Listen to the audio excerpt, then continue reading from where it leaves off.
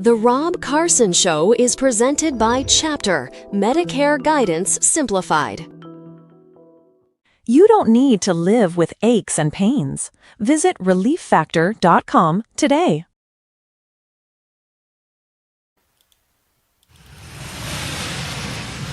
Hold it now. You are about to hear the most interesting, informative, thought-provoking, and funny show in America. On air and on the World Wide Web. This is the Rob Carson Show. According to his testimony, CIA scientific analysts concluded multiple times between 2021 and 2023 that a lab leak was the most likely origin of COVID-19. Yet those conclusions never shaped the official narrative, never made the intelligence report. Congress was never told. It was not until after the 2024 election that the outgoing Biden administration directed the CIA to issue an assessment, not because of new intelligence, but so officials could walk out of the door claiming there was nothing left to find. That is not analysis. That is a cleanup operation. Absolutely, 100%. And we were told we couldn't talk about it. Remember that? We were told we couldn't talk about it. We couldn't talk about it. It was disinformation to think that, I don't know, maybe the fact that we were paying to create the virus in Wuhan in a lab and the virus came from Wuhan, that maybe there was something covered up here. Honestly, I got to tell you, I'm still a little sore about all of this. In fact, I'm highly pissed about it because our federal government abused us in ways that we can only imagine with regard to censorship, with regard to everything. My family, my kids, your business, your church, the United States in general. You had relatives who died in nursing homes and you couldn't go see them because of this virus. And I got to tell you, this hearing on Capitol Hill today is not providing any insight. It's just essentially proving to us what we knew and what the government covered up and what Tony Fauci covered up. Conveniently, I think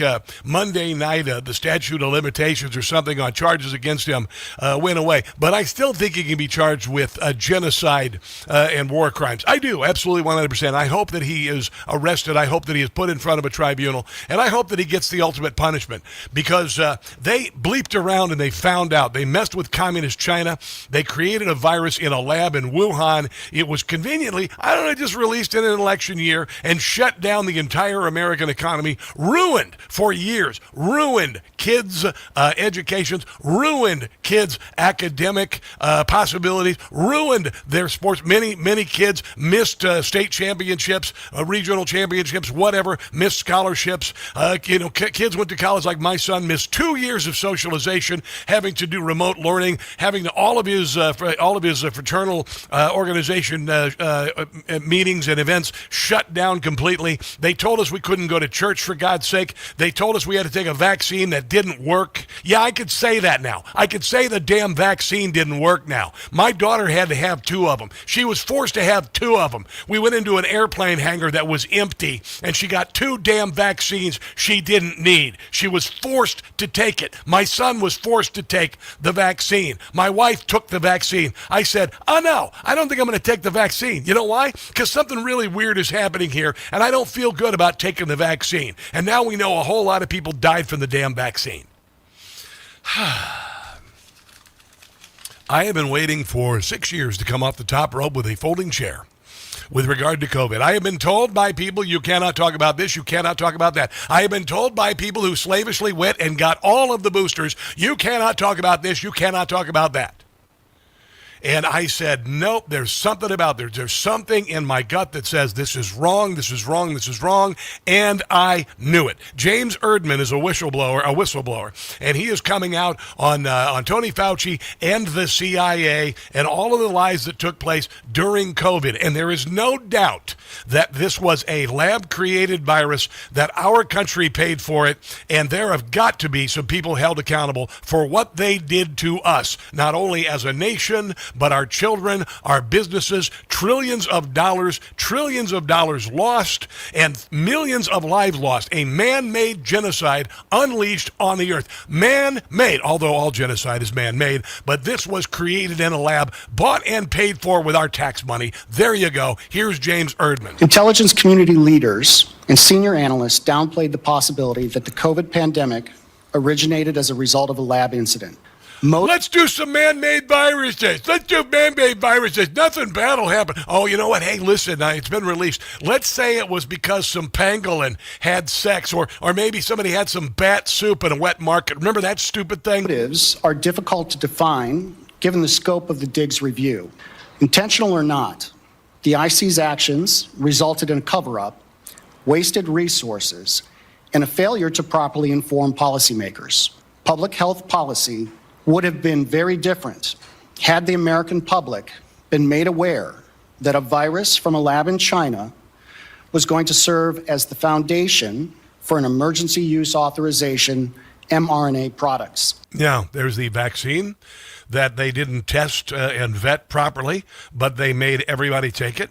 We are finding now that, there was a vaccine site called VAERS where you could report vaccine injuries. And the government said you can't depend on the government site for vaccine injuries. And though they acted like there were no vaccine injuries. I know people who have myocarditis, 25-year-old kid, moved to Colorado, going to spend the rest of his life hiking, gets the vaccine, gets a booster, myocarditis comes out of nowhere. He's going to spend the rest of his life unable to do any of that. People have died. Children died getting the vaccine. Children who did not have to die got that damn vaccine. And they made us take it, and they made trillions of dollars in the process. Do you suppose that had anything to do with it? Well, of course it did. Absolutely 100%. And you notice that the Biden administration was only concerned about COVID deaths until they became the president. He became the president. The election was rigged. There were 400,000 deaths at the end of the Trump administration. He, of course, said, let's create a vaccine because he thought in good faith a vaccine would be created and would be vetted properly, but it was not. And it's amazing. Right after Joe Biden became the president, they did this big candlelight vigil on the swamp-ridden, the algae-ridden and goose crap-ridden reflecting pool in front of the Lincoln Memorial. 400,000 people died under Donald Trump, and it was great sadness. But when 1 million people with that mark passed, it didn't mean squat. It was never mentioned again. They never said 1 million people. They never said 1.5 million. They never said 2 million people died. It all just went away. The only thing that remained was shutdowns, censorship, and take the vaccine. Being mandated by the former administration. Dr. Fauci's role in the cover-up was intentional. Dr. Fauci influenced the analytical process and findings by leveraging his position to ensure the IC consulted with a conflicted list of curated subject matter experts, public health officials, and scientists. This included some of the authors of the paper, The Proximal Origin of SARS-CoV-2, and other public health experts who have been in his orbit for the last 20 plus years. I remember the beginning of this, and I was just watching this in real time. I was going, this is weird that all of a sudden we can't talk about the origins of COVID, even though it came from Wuhan, where there was a lab we were creating viruses in Wuhan, China, and then released, and we couldn't say anything about it. We had to say it was somehow from a wet market nearby, and then, of course, as it began to spread, we couldn't say anything about shutdowns. We couldn't say anything about wearing masks. This is why I came up with the expression, don't catch the stupid. That's how I came up with don't catch the stupid, because they came up with all these stupid rules about COVID. Like if you stay 6 feet away from someone, you will live. But if you're 4 feet from someone, you're going to die. Or that you should shut down all the schools, or you should shut down all the churches, et cetera, et cetera, et cetera. This is why I came up with the expression don't catch the stupid. Here's Rand Paul talking about the guy, the Joseph Mengele of America, Tony Fauci. And he is, by the way, they had votive candles like those Catholic candles with Anthony Fauci as some sort of saint on it. He's an evil little man. But your conclusion is that changing from the scientific consensus of it being from a lab to a neutral position by the CIA was significantly influenced by Anthony Fauci? It was significantly influenced by Anthony Fauci's injecting himself into the IC. And to go to the second part of your question about what happened, particularly during the 90-day study, we have documentation that shows that as of August 12th, the CIA was considering calling this a lab leak. August 12th of 2021. And then that changed on August 17th of 2021. Weird. And unfortunately, because the CIA would not provide us documentation that we asked for, we have no idea why that changed. And that's And they weren't Sort of alone because we know the FBI was coming to the same conclusion that it was lab leak as well as the FBI. And they shut it down and they shut it down and they fed it to the media and they gobbled it up. Comes from China as well. Comes from China. What do you think he's doing? Yeah, Donald Trump said it came from China.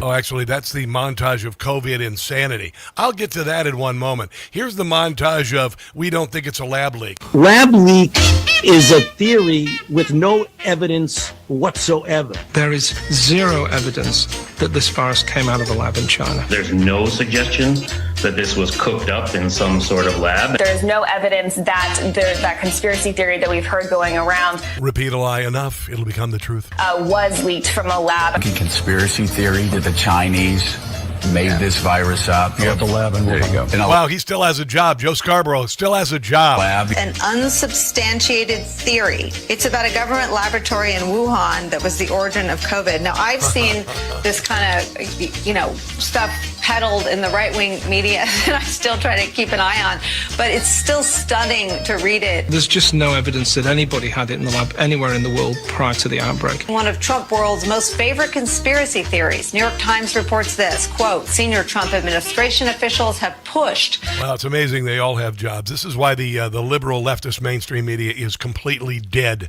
This is why networks like Newsmax are on the ascent. It have been for years. And I'm not gonna be gentle with these people. I watch my children's lives disintegrate because of these sons of bees. And I want them to be held accountable for every dang bit of it. I got more from the testimony there. Rob Finnerty has some great commentary from, they want to make the Hunta virus, which is affecting nobody. All right, nobody at all, some cruise passengers. They want to make that into the COVID of the election year. It's not going to work. But he also sent some people out in New York to ask him if they'd take a Hunta vaccine. And guess what? They all went, okay, I'll take the vaccine. I take the vaccine. I still have people here in Northern Virginia wearing masks to the grocery store. And every time I see one, I'll say to somebody nearby, oh my God, is there a new COVID? Should I be terrified? Just to make them look stupid. Let's take a break and come back. This is the Rob Carson Show.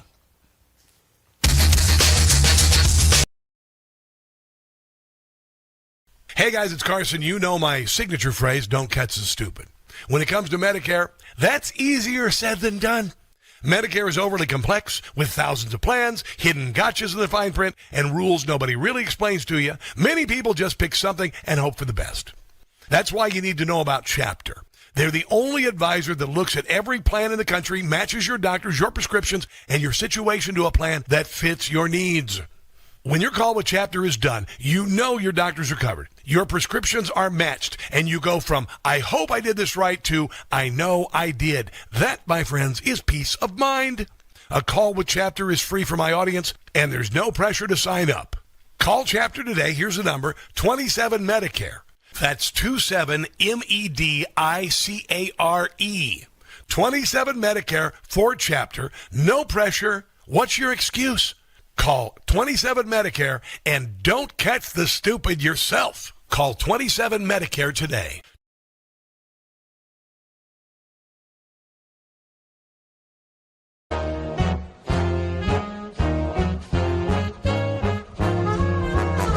I won't mask.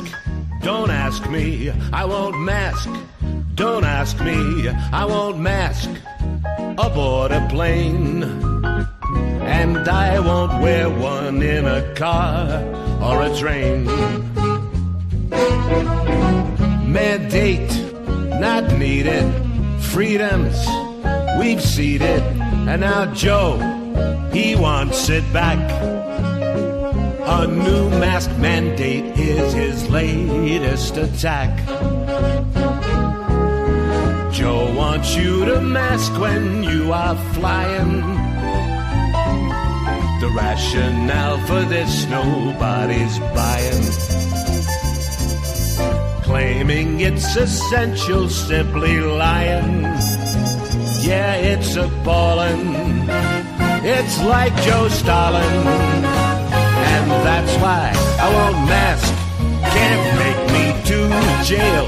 You can't take me. I won't mask for you again. The flight attendants, they can casually ask. But when I'm flying on a plane,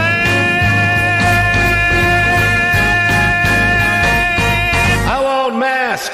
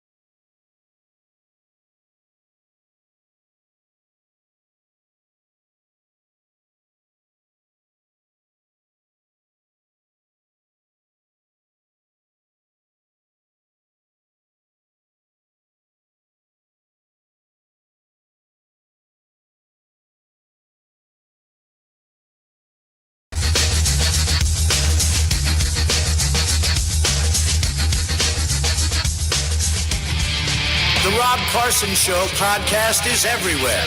Go to newsmax.com/listen for details. It is the Rob Carson Show.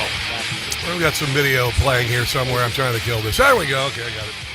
Yeah, we were talking about these hearings on Capitol Hill with a whistleblower, talking about all the nonsense with regard to COVID and how Anthony Fauci lied about it. The CIA was working with him to cover up the origin of COVID, which of course was China, communist China, and a lab leak in Wuhan, which we always suspected, but they told us we couldn't talk about it. It was disinformation and misinformation if we did that, and so we all just became little sheep, and we all wore masks for a couple of years. Remember wearing masks for a couple of years? That was pretty stupid, wasn't it? Yeah, it was really stupid. I had to work at a car dealership, and I had to wear a stupid surgical mask every day. How stupid is a surgical mask? If you're still wearing a surgical mask, unless you've got cancer or some sort of a terminal illness or whatever, you're an idiot. You are a complete moron. If you drive in your car with a mask on by yourself, you're an even bigger moron, by the way. Oh, and if you're still getting boosters every year for COVID, I'm going to just leave that one alone. Yeah, here is what they did to us when COVID was happening. You are the unvaccinated. You are the problem. It is the unvaccinated who are the problem, period, end of story. The only people that you can blame, this isn't shaming, this is the truth. No, it is. Maybe they should be shamed, are the unvaccinated.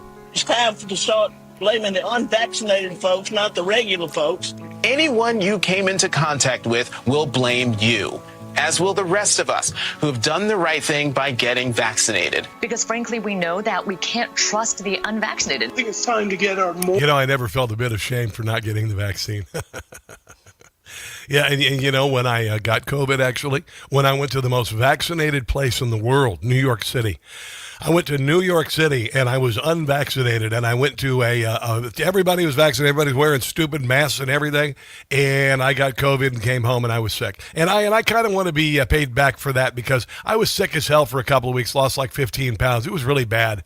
It was really, really bad. It made me really, really ill. My mother had it. She had tested positive for the COVID antibody, and people couldn't visit her in the hospital because, you know, COVID and everything. I was fortunately able to see her before she died after COVID, but this is the kind of nonsense that they put us through during COVID. Here's some Rand Paul last night with Rob Schmidt about the hearings that are going on today. We know there are other charges besides just lying to Congress. There's destroying records, there's telling others to destroy records, and then there's also the potential, as you said, of a conspiracy charge. So I think charges still actually loom. The biggest question, though... Charges for Fauci, wouldn't that be fun? ...was whether this blanket pardon a pardon that is for 10 years, for a 10-year period, and no specified crimes. I think it's worth challenging in court because I don't know how you can pardon people for an unspecified crime. Oh, anything you did for a 10-year period, you're now pardoned. I don't know how you can have such a pardon. So I think that should be challenged in court. I've referred him to the Biden DOJ and also to the Trump DOJ. I've sent 3 letters of criminal referral, and we would like to see him prosecuted. We think that you shouldn't get away with doing this, and you shouldn't get away with... You can't create a man-made virus, unleash it on the world, resulting in millions of deaths, and skate? Are you friggin' kidding me? Are you kidding me?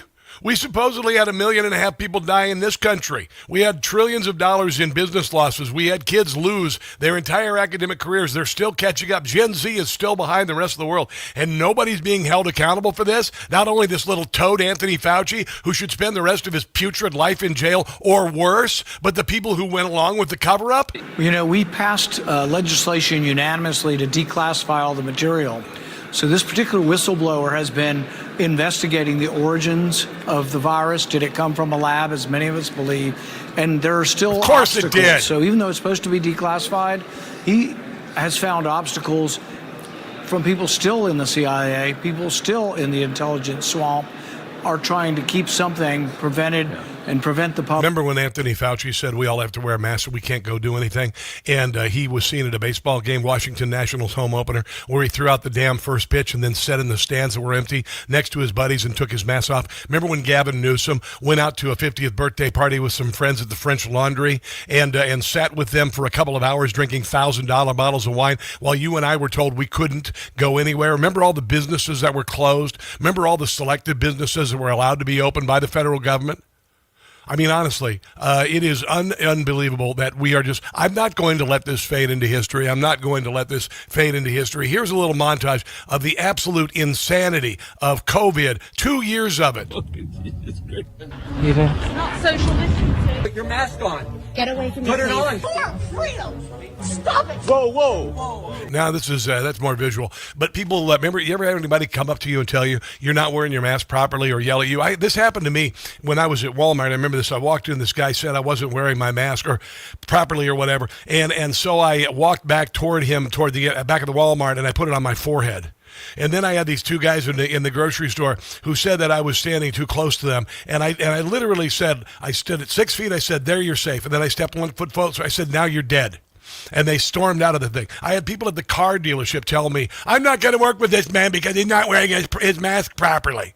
I mean, honestly, such stupidity, and it is a shame. And I told you, those who are made to believe absurdities will commit atrocities. That was the first time I used the expression from Voltaire, because look what we did. Look what they did to us. Look how many people followed this. Look at how many people said, okay, I'll get on the train car. No big deal. I'll just get on the train car. Everybody's fine. Or I'll make sure you get shoved on the train car because you don't have your vaccine and you're not wearing your mask and you're not doing social distancing, and you are telling you should be in some sort of a camp because you don't have your vaccine. All of this stuff, all of it.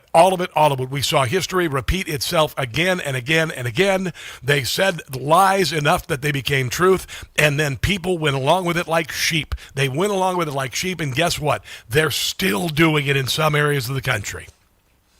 When I lived in Kansas, most recently, nobody wore a mask. And if you were wearing a mask in public because you're worried about COVID, they made fun of you. Here, they still wear masks in the grocery store. Couples wearing masks together. Individuals wearing masks in grocery stores, in their cars by themselves. This is how badly they were fooled. We won't be fooled again. Rob Finnerty on the Hunter virus. They're trying to do the same thing. And then we got a ton of stuff on the show. The number is 800-922-6680. This is the Rob Carson Show.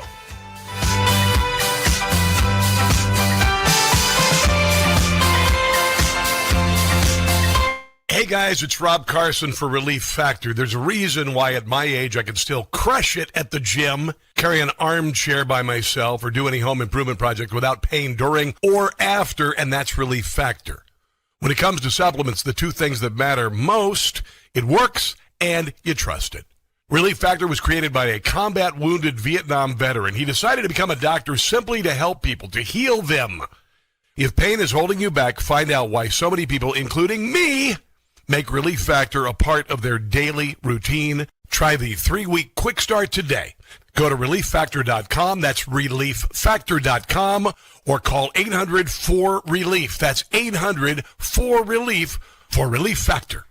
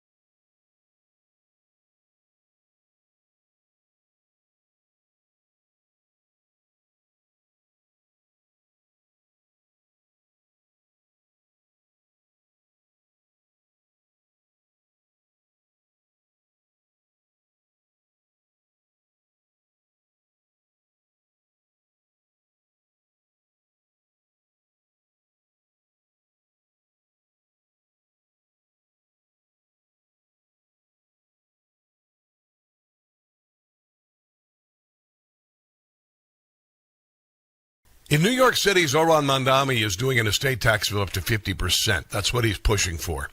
For families leaving behind a life's earnings, that's devastating. What are you leaving for your family? Do you have life insurance? I do, because I want my kids to be able to live a great life, pay off debt, maybe have it a little easier than I did. You can protect your family with life insurance from Ethos. Get up to $3 million in coverage in as little as 10 minutes by going to ethos.com/Carson. Application times may vary, rates may vary, but protection is there for you. If you get life insurance through Ethos, it'll give you peace of mind in case something happens. Ethos helps provide financial security for your family. Ethos helps protect them in this frequently unpredictable world. There's no medical exam, just answer a few health questions online. Get a rate in as little as 10 minutes. Get the ball rolling today by going to ethos.com/Carson. That's ethos.com/Carson.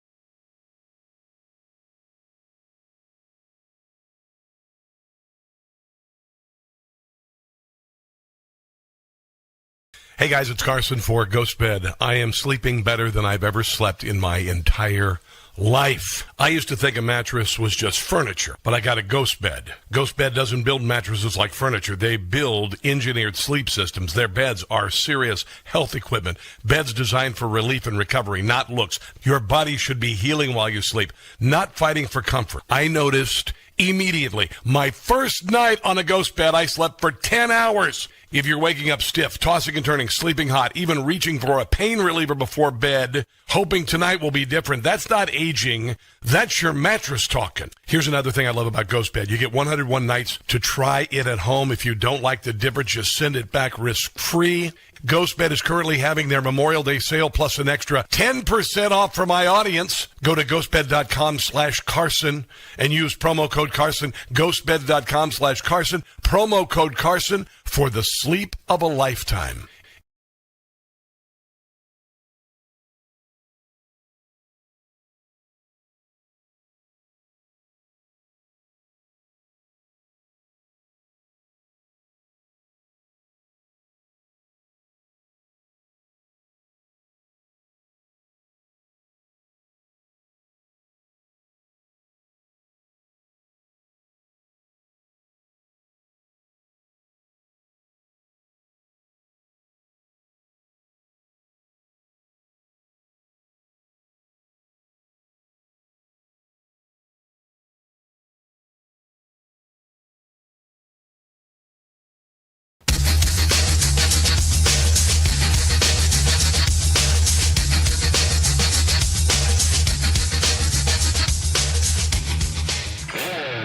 In 2023, John Ratcliffe, the former director of national intelligence, testified before Congress with a stark warning. He said a lab leak was the only explanation credibly supported by intelligence, science, and common sense. Yeah. He warned that partisan politics and analyst disagreement with Trump administration policy, Trump derangement syndrome, had created illegitimate roadblocks to the truth. I agree. He said the COVID-19 Origin Act, which Congress passed unanimously, should finally make intelligence on COVID's origins public. I couldn't agree more. Yep. Despite a unanimously passed law, though, requiring the declassification of all information related to COVID origins, the deep state still resists this congressional mandate. According to his testimony, CIA scientific analysts concluded multiple times between 2021 and 2023 that a lab leak was the most likely origin of COVID-19. Duh. Yet those conclusions never shaped the official narrative, never made the intelligence report. Congress was never told. It was not until after the 2024 election that the outgoing Biden administration directed the CIA to issue an assessment, not because of new intelligence, but so officials could walk out of the door claiming there was nothing left to find. That is not analysis. That is a cleanup operation. 100%. And that's what they did to us. Of course, COVID came from a lab. Of course, it was bought and paid for by us, our country. And a lot of organizations that we trusted, otherwise CDC, NIH, proved to be really, really pretty dark and evil in a lot of ways. Really, really dark and evil in a lot of ways. Here's Jon Stewart talking with Stephen Colbert, stating the obvious. Duh! It came from a lab. There's a chance that this was created in a lab. There's an investigation. A chance? Well, but oh my if God. there's evidence, I'd love to hear it. There's a novel respiratory coronavirus overtaking Wuhan, China. What do? Oh, you know who we could ask? The Wuhan novel respiratory coronavirus lab. The disease is the same name as the lab. Yeah. That's just a little too weird, don't you think? And then they ask the scientists, they're like, how did this, so wait a minute, you work at the Wuhan respiratory coronavirus lab. How did this happen? And they're like, a pangolin kissed a turtle. Yeah. And you're like, no, the name of your lab, if you look at the name, look at the name, let me see your business card. Show me your business card. Oh, I work at the coronavirus lab in Wuhan. Oh, because there's a coronavirus loose in Wuhan. How did that happen? All right. John. Oh, my God. Oh, my God. Yeah. There's been an outbreak of chocolatey goodness near Hershey, Pennsylvania. What do you think happened? Like, oh, I don't know. Maybe a steam shovel mated with a cocoa bean. Or it's the chocolate factory. Yeah, you think? Maybe that's it. That could be. Yeah. Arizona. Here's where it all began. And Corona. All the lies about them they've been telling you. All the things you couldn't talk about. How did they win it? And you were right about. The freaking Senate. When the votes that they received were very few. Don't catch the stupid, don't buy their BS. That climate change is real, inflation's not.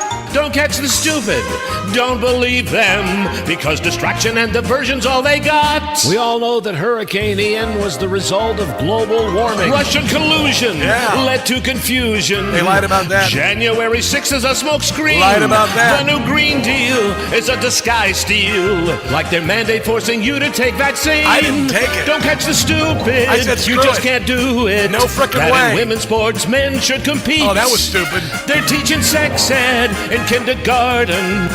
Their destructive policies we must defeat.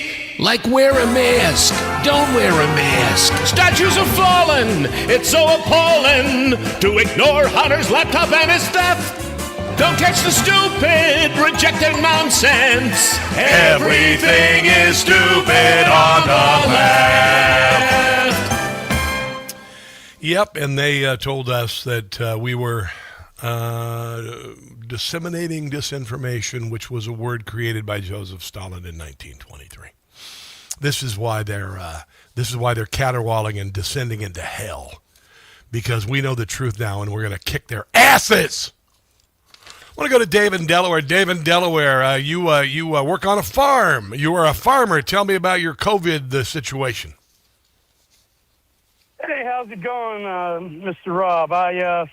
This is Farmer Dave from Delaware, yes, and I wanted to tell you that I agree with you. You know, the worst part was not the fact that, we were forced to do all these things, but it's what it did to my kids.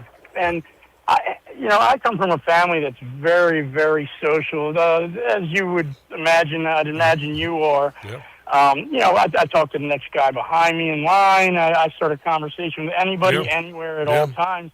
And my kid has the worst problem socializing because he had to go through all these years, his whole high school almost. I know. He's graduating this year without talking to anybody, and he has no social skills whatsoever. He doesn't want to talk to people. He's almost anti-social. I'd say he actually is anti-social, and I blame it all on this corona thing. And then come to find out, I'm dumb enough that I believed them in the beginning, like, oh, man, well, I better be safe and vaccinate myself and him. And then I ended up with pancreatitis shortly after it. Wow. And come to find out that could be one of the things that's caused by it. And it's just a shame. I can take that for myself, but for the harm it's done for my son and the implications it's going to have in the future for him being able to get a job, being able to talk to managers and bosses, and just maybe even anybody in general, it's going to be very detrimental, and I think it's going to affect him long term in a way that he's not even realizing. 100%, brother. I appreciate you, and I'm so sorry you went through that. But what do you farm up there? You chickens, corn and beans? What do you do up there? Chickens, yeah. Chickens, got it, yeah.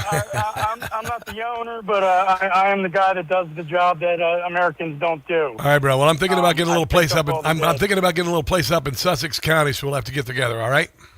That's where I'm at. All right, brother. We'll talk.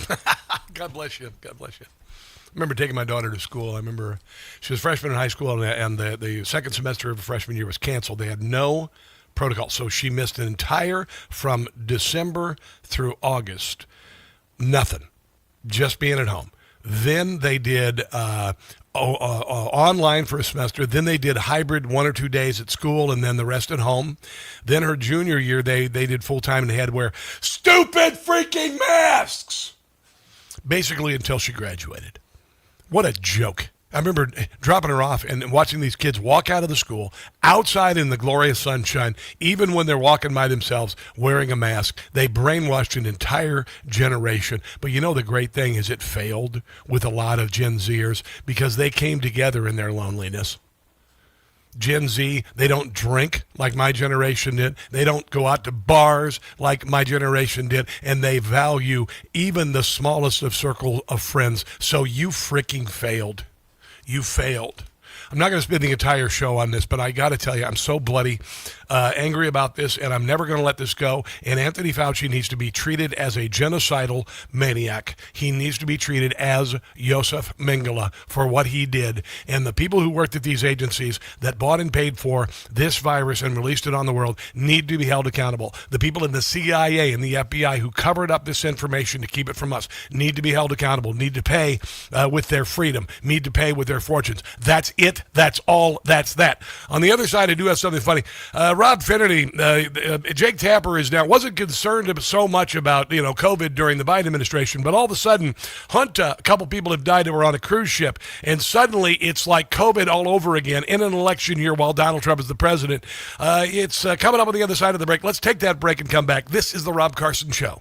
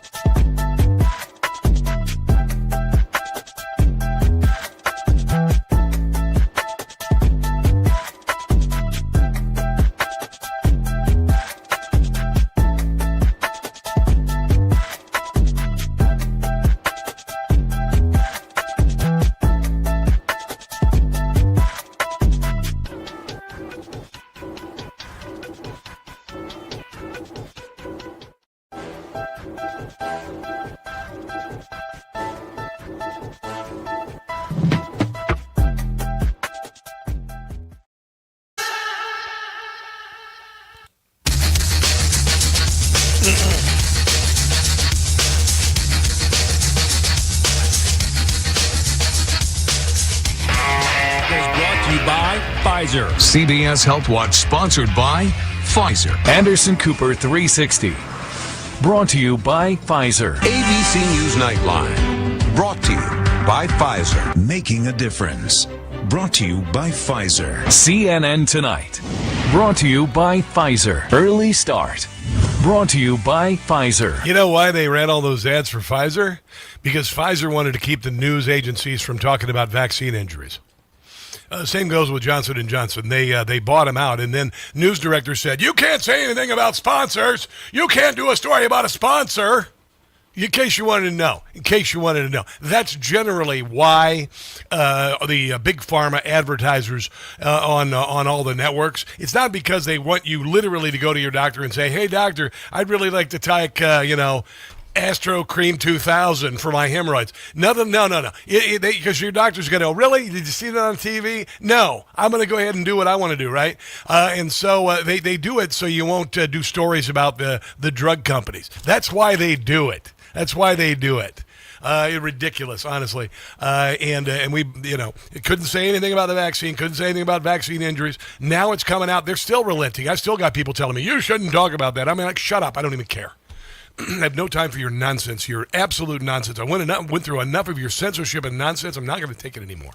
The First Damned Amendment allows us to have an opinion on things. I said, if they say your opinion is disinformation and misinformation, it means that they know you know the truth. And that was 100% the truth. And I can tell you right now, 6 years later, I was right about everything. Everything. 100% of the time, I was right. You shouldn't say that. It makes you sound arrogant. No, it just means I was right. Now they got the hantavirus. Oh, you should be terrified of the hantavirus. Oh, my God, you should be terrified of the hantavirus. I'm not terrified of the damned hantavirus. A couple of people that died of the hantavirus, they were on a cruise ship. The rest of them went to Nebraska. They're in a University of Nebraska at Omaha, whatever containment unit. It's not going to spread across it's not hard it's very difficult to get. That's one thing. It's very difficult to get. You don't have anything to worry about from hantavirus. But here's Rob Finnerty last night on Newsmax talking about Jake Tapper, who's so desperate for ratings and so wrong about everything. He's making a big deal out of it. On your TV, by the way, if somebody died after taking the COVID vaccine, was Jake Tapper inviting doctors on to ask about what was going on? No, he wasn't. When people started developing rogue autoimmune diseases after taking the COVID vaccines, was Jake Tapper inviting doctors on to ask about what was going on? I don't think so. No, he wasn't. When cases of myocarditis and pericarditis started showing up in teenagers and people in their 20s after taking the vaccine, was Jake Tapper inviting people on to ask about what was going on? No, he was not. But 3 people die on a cruise ship 5,000 miles away from a well-known virus, and Jake Tapper opened his show like this today. The lead tonight, the number of hantavirus cases rises to 11. The World Health Jake Tapper is a virus. Organization confirmed this in an update earlier today. The World Health Organization says all 11 I think you get it rectally. cases are linked to the outbreak on the MV Hondias cruise ship, and all of the patients are currently isolated under medical supervision. This is coming, of course, from the guy who didn't know that Joe Biden had dementia until the debate when everybody decided, and there was no doubt he had dementia. And then, of course, he waited and wrote a book about it like, oh, my God, they covered up that he had dementia. I had no clue. Oh, I guess maybe I was covering up his dementia. And it doesn't matter. It's the same playbook from March of 2020, the nonstop panic. So why do it? Why do it all again? Why scare people for no reason? There is a reason. The first, if people are scared about something, guess what? They are more likely to turn on the news to get the most up-to-date information, although Jake Tapper If it bleeds, it leads. is not going to offer that. But the other reason, we are just 175 days away from the midterm elections that Democrats absolutely have to win if they want to impeach Donald Trump. So Yeah, and by the way, all of that COVID nonsense conditioned an entire group of people to do whatever the government asked them to do. Seriously.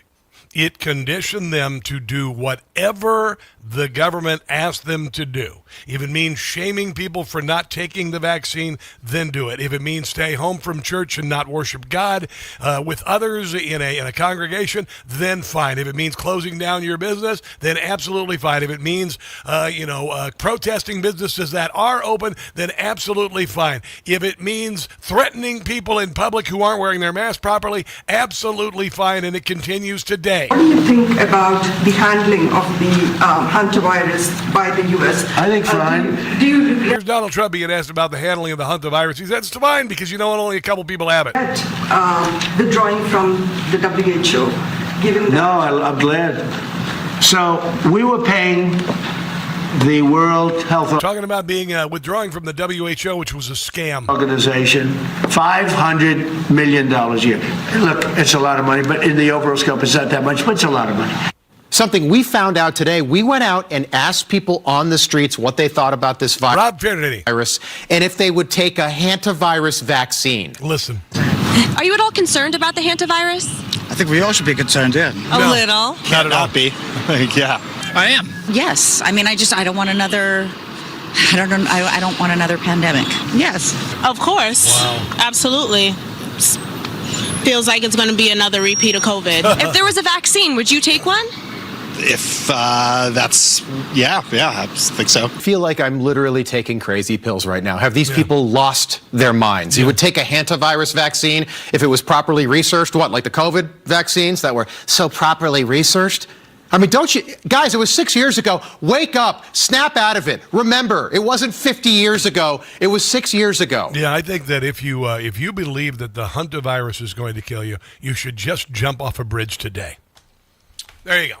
I think if the government said that, these idiots would actually do it. Let's take a break and come back. This is the Rob Carson Show.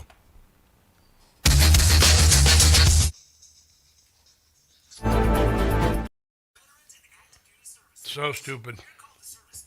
It's nice to be right. Reparations for those injured. Yeah, you'd think so. It should be some sort of a class action lawsuit. Wouldn't you think? Ridiculous.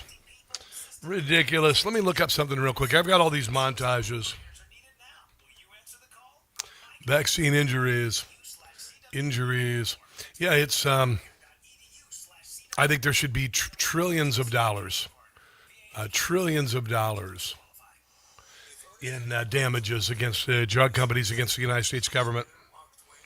Trillions of dollars in damages. Sued to the ends of the earth, and people should go to jail for the rest of their lives or face the ultimate penalty. How's that sound? I think it sounds good.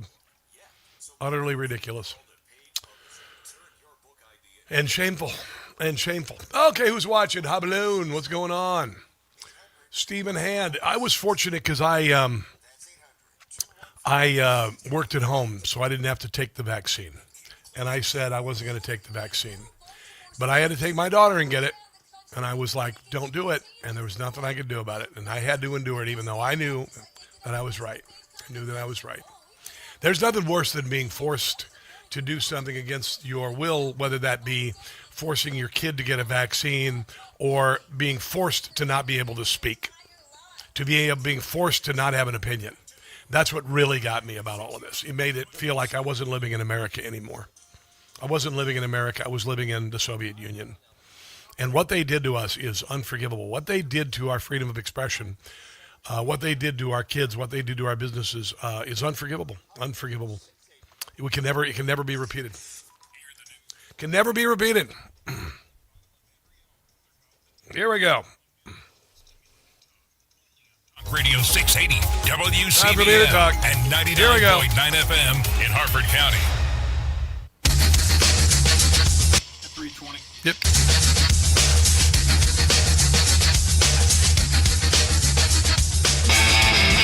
The FDA was completely blind to adverse events, and the CDC wasn't even looking. There was a savior in the ranks of the FDA who correctly identified the problem, appropriately worked with the inventor of EB data mining to create a solution, communicated the fix to everyone who would listen. The problem is, no one listened. Luck was not on our side.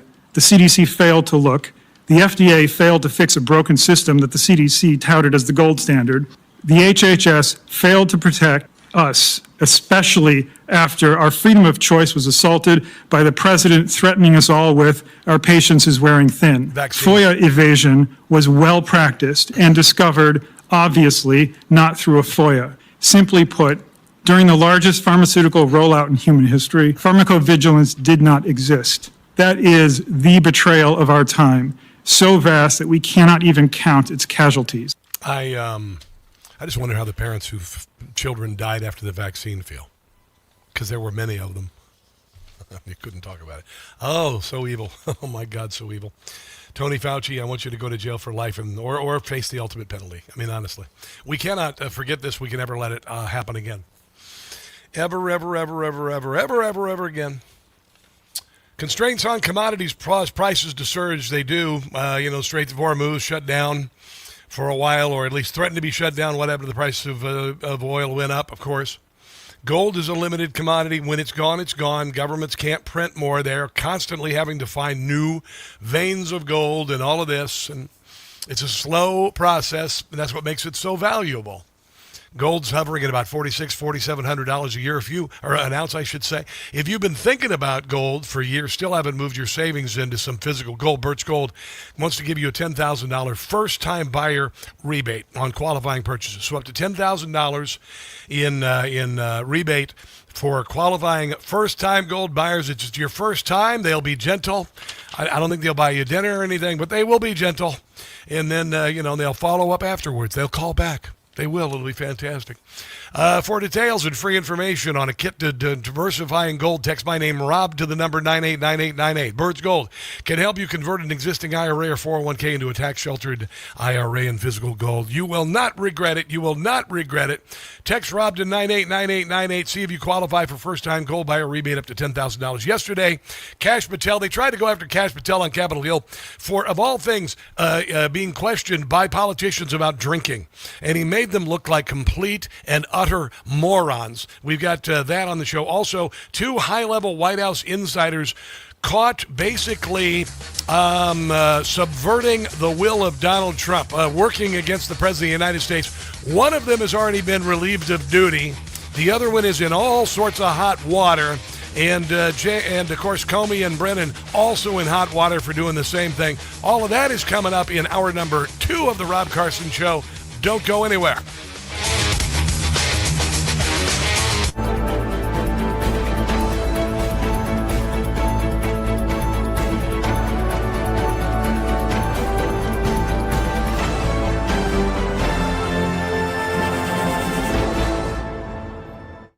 The Rob Carson Show is presented by Chapter, Medicare Guidance Simplified.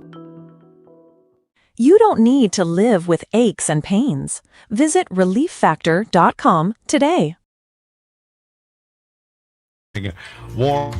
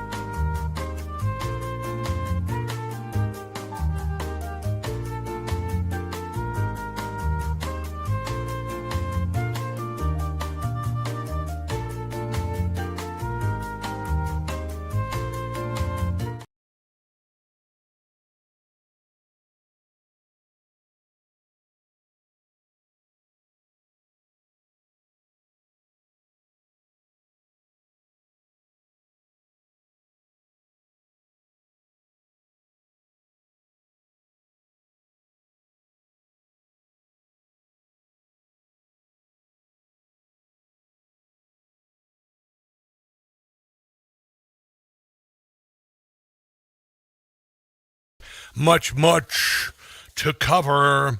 Kash Patel's doing a great job as the FBI director. Joe Biden was a terrible president.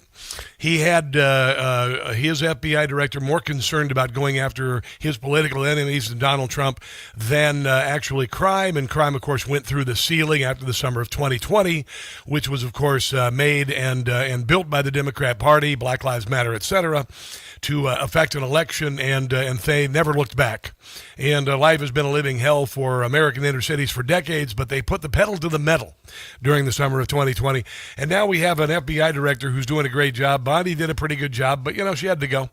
And now Kash Patel is there, and yesterday, of course, the Democrat Party wanted to get their sound bites, and they acted like complete morons, which is, of course, how they behave. And yesterday, Chris Von Hollen, of all people, just a despicable human being, senator from the state of Maryland, which is become a crap hole supreme. I'm not meaning to rip on the people of Maryland. I'm sorry that those of you who did not vote Democrat have had to watch your state disintegrate into a crap hole supreme. But unfortunately, you have representatives like this idiot who defended a MS-13 gang member who was caught trafficking young women for sex, who's committed all sorts of acts of violence, who was going to be deported by the Trump administration. And Von Hollen decided to fly out of country and meet with the guy and have a margarita. And then, of course, had the audacity as a sitting congressman. Did you know this on Capitol Hill? When you go to the State of the Union address, I guess, the booze is so strong, the smell of it, that if it were a DUI checkpoint, the police officer would say, step out of the car, give me your license and registration to everybody in the room.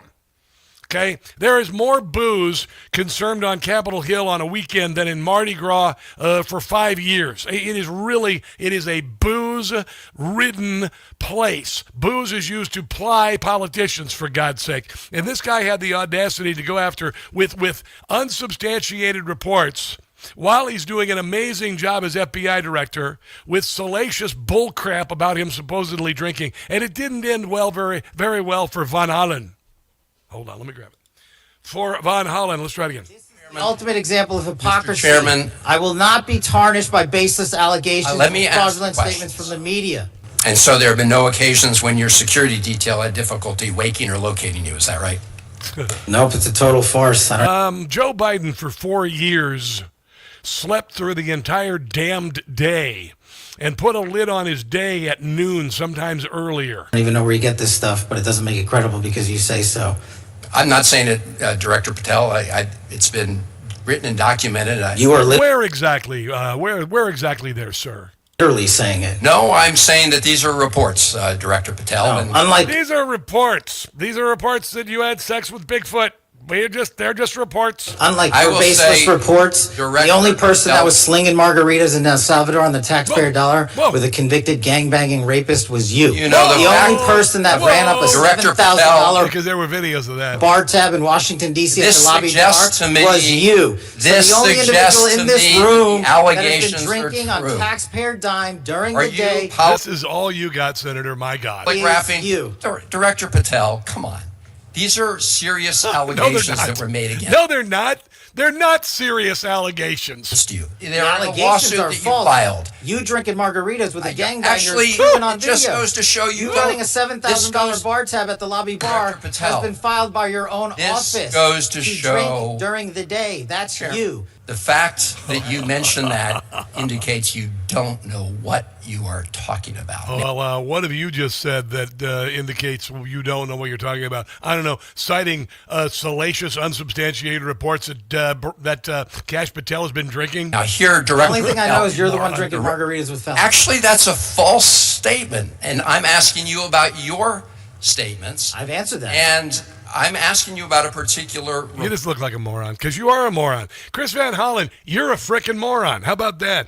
Oh, and then this is pretty funny. This is a little montage somebody put together because somebody wanted to challenge Kash Patel in saying that he wasn't some old gray-haired Karen. I don't know who this woman is. I've seen her before. She's an old crazy cat lady, liberal Karen. Probably didn't have a No Kings protest to go to. So she decides to go after Kash Patel as somehow not serious as an FBI director, and Kash Patel brought the receipts. Stick to podcasting. leave law and order to people who really do care about justice and appearances. That is really That was her soundbite. She thought she'd get away with it. critical. And it's what I am really deeply concerned about, and so are many people. Sure you are. Thank you, Mr. Chairman. Can I respond? Come on. Cue the music. Cue the eye of the This is tiger. what real leadership looks like at the FBI. Every one of you was given it. This is what's happened under my tenure at the FBI and the Trump administration. 20-point drop in the homicide rate. 45,000 violent offenders arrested last year, twice as many as 2024. 2,450 criminal gangs disrupted. That's a 322% increase from 2024. 6,900 child victims have been located since I've been in the seat. That's a 144% increase. 2,900 child predators and human traffickers arrested. That's a 70% increase. And we've arrested 8 of the top 10 most wanted fugitives in the world in 14 months. That's twice as many in the 4 years combined. That is what the men and women of the FBI are doing, well-resourced. Everyone should take Yeah, but you had a drink once. a look at this. If people want to continue the baseless, fraudulent, false personal attacks at me, that's great. Keep the target on me, as I've always said, but the mission has never been better. That is fantastic. Javier Becerra was the HHS secretary, and under his leadership, hundreds of thousands of children were released into the country unaccompanied, and many of them were traded for sex and labor. And KTLA Channel 5 in L.A. interviewed this jackweed who wants to be the governor. He's never going to be the governor of California. This interview yesterday killed any possibility of that. And then also his personality, that actually killed it.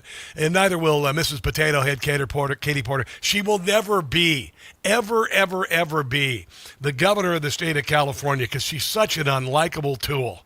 But that said, here is Javier Becerra, not used to difficult questions, being asked about all the missing children, and he tried to get around it, and he just got hammered. They're saying this ends his possibility of being the governor. I suggested that his personality and record did that to begin with. During your time as HHS secretary, a New York Times investigation found the health department couldn't find some 85,000 children it had released. That's not accurate. What you just read is not accurate. First, that's what I'll say, because it was never the case that we could not find kids.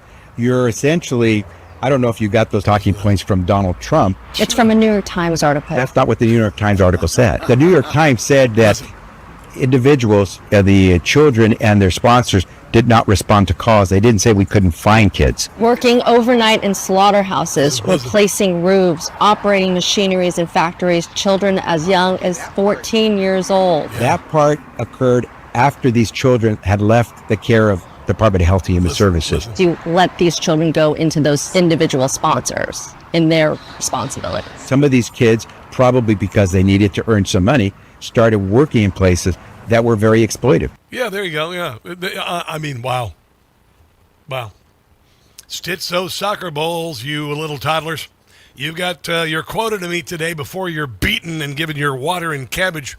Here is Becerra at the beginning of the interview, trying to, I guess, set the rules so no difficult questions would be asked. Didn't work out so well. This is the start of our interview with Javier Becerra in Highland Park. By the way, this is a profile piece. This is not a gotcha piece, right? Well, look, I think these questions are fair. It's in order to... Has Donald Trump asked a reporter, ever asked this, said, this is a profile piece, right? You're just going to kiss my butt, right? Learn about you as a candidate. So long as it's about the profile. I don't know how you define profile, but I'd like to begin the interview. The way I describe profile is you talk about all the things that a lot of people are profiled. Child molesters, serial killers. I've done, things I want to do, and along with some tough questions. But not only tough questions. Wow, that didn't work out so well for him. He's done. Stick a fork in him. Meanwhile, Donald Trump was, of course, the reporters went after. He's handling him beautifully. He was asked about inflation and ate this person for lunch. Inflation has been flat with the exception of gas prices, which, of course, you expect when you're freeing the world from 47 years of terror. Mr. President, you promised to bring inflation down. It's now at its highest level in 3 years. Are your policies not working? No, What's my happening? policies are working incredibly. If you go back to just before the war, for the last 3 months, inflation was at 1.7%. Yeah. Now, we had a choice. Let these lunatics have a nuclear weapon. If you want to do that, then you're a stupid person, and you happen to be. I mean, I know you very well. Meanwhile, this is the first year of Joe Biden's administration. U.S. inflation rate hits a 4-decade high, climbing to 9.1%. Gas, food, housing costs, all of them make up the bulk of that increase. However, you remember that? I remember that. It was really hard. The impacts go a lot further than you may think. Governor Roy Cooper was in Washington, D.C. today talking about 9% inflation, man. That was when you could fill the grocery cart at Walmart with $250, and then it went to just the bottom. You remember that? I remember that. Oh, man, I do remember that. I remember when chicken breasts at Walmart went from $1.88 a pound to $2.98 on sale, and they never came back down because of Joe Biden. I remember that. Here's another one. This is great. The price of the ballroom, which is being paid for by private money, has gone up twice in value. And this moron decides to say, this is ballroom, which we hate because, it's something everybody else wanted, but you're getting it done in private and all that. It's doubling in price. What's the deal?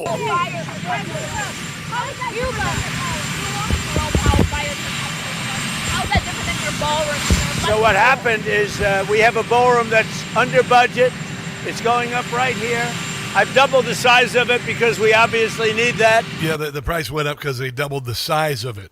And we're right now on budget. Like when you supersize a meal at McDonald's, which they don't do anymore. Under budget and ahead of schedule. I doubled the size of it, you dumb person. Double the size. I double the price, you dumb person.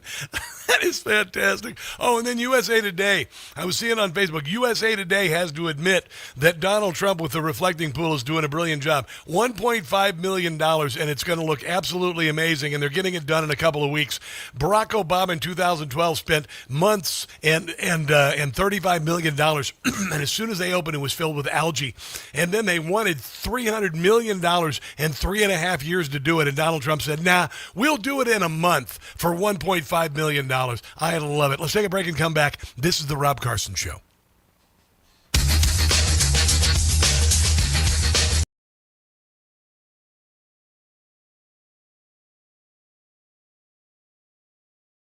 Hey guys, it's Carson. If you are on Medicare or about to be, you could be overpaying right now and never know it. Here's why. Millions of seniors are in a plan that doesn't fit their needs. Because Medicare is complicated, many brokers just steer people into plans that pay them the most. That's absurd. That is so absurd, I decided to write a little slogan for it. Medicare sure ain't fair, and choosing a plan is a bear. Pick a plan with a broker if you dare, and you might end up with a scare. Okay, listen, it's a little rough. You need to know about Chapter. They're the only national advisor that looks at every plan in the country, matches your doctors, your prescriptions, and your situation to a plan that fits your needs. With Chapter, you'll see what a plan actually costs when you need it, not just the $0 some plans advertise. Your doctors are covered and your prescriptions are too. You'll have confidence you have the coverage you need. A call with Chapter is free, takes about 20 minutes. If you're turning 65 or already on Medicare, call 27-MEDICARE. Again, that's 27-MEDICARE. Call 27-MEDICARE today.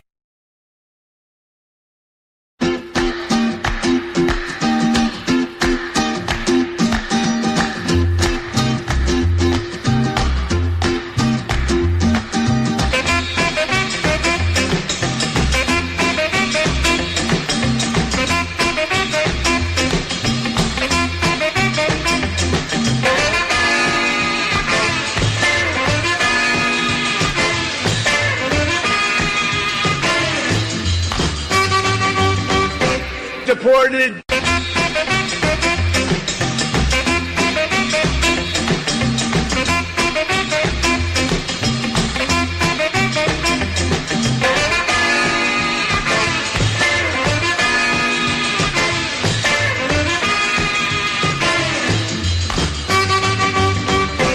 Deported.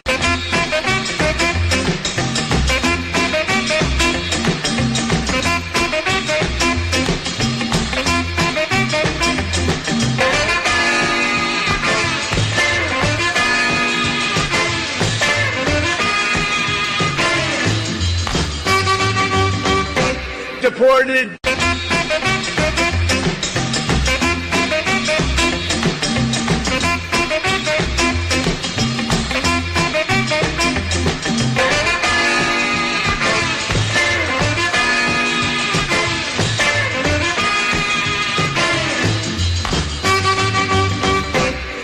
out.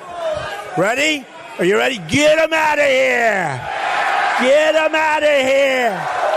Get the hell out of here.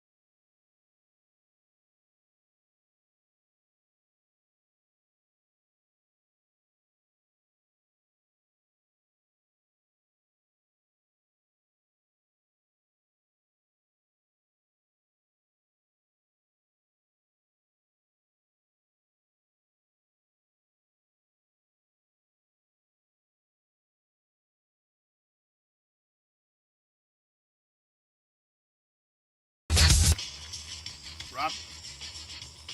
Yes, I heard you. So you preferred your pronouns to be they and them. They, them. Okay. So, do you need me to explain how to use that? Nope, because I'm not going to. Boom! That's Caitlin Bennett in a new bumper for the show with the Black Crows following. Thank you very much. Love me some Black Crows. Fantastic. So Democrat lawyer Mark Elias raises power to eliminate the Virginia government. He says that instead of eliminating the Supreme Court in the state of Virginia because they didn't get their way and they were unconstitutionally trying to take away Republican representation in the state, that they should just get rid of the entire government. Do that, Mark, you moron. I should say. Elias was the general counsel of the Clinton presidential campaign when it secretly funded the Steele dossier, pushed the false Alpha Bank conspiracy, all of that. He was behind this. And this jackweed says, and like he has any, he will holds any sway, he's in the position to demand anything, that Democrats should just eliminate the entire Virginia government under the state constitution. Do you know who has all the guns in the state of Virginia? Republicans do. You idiot. You really want to do something like that? What a foolish thing to say. The demand for radical action was prompted by the Virginia justices. Whenever any government shall be found inadequate or contrary to these purposes, a majority of the community hath an inalienable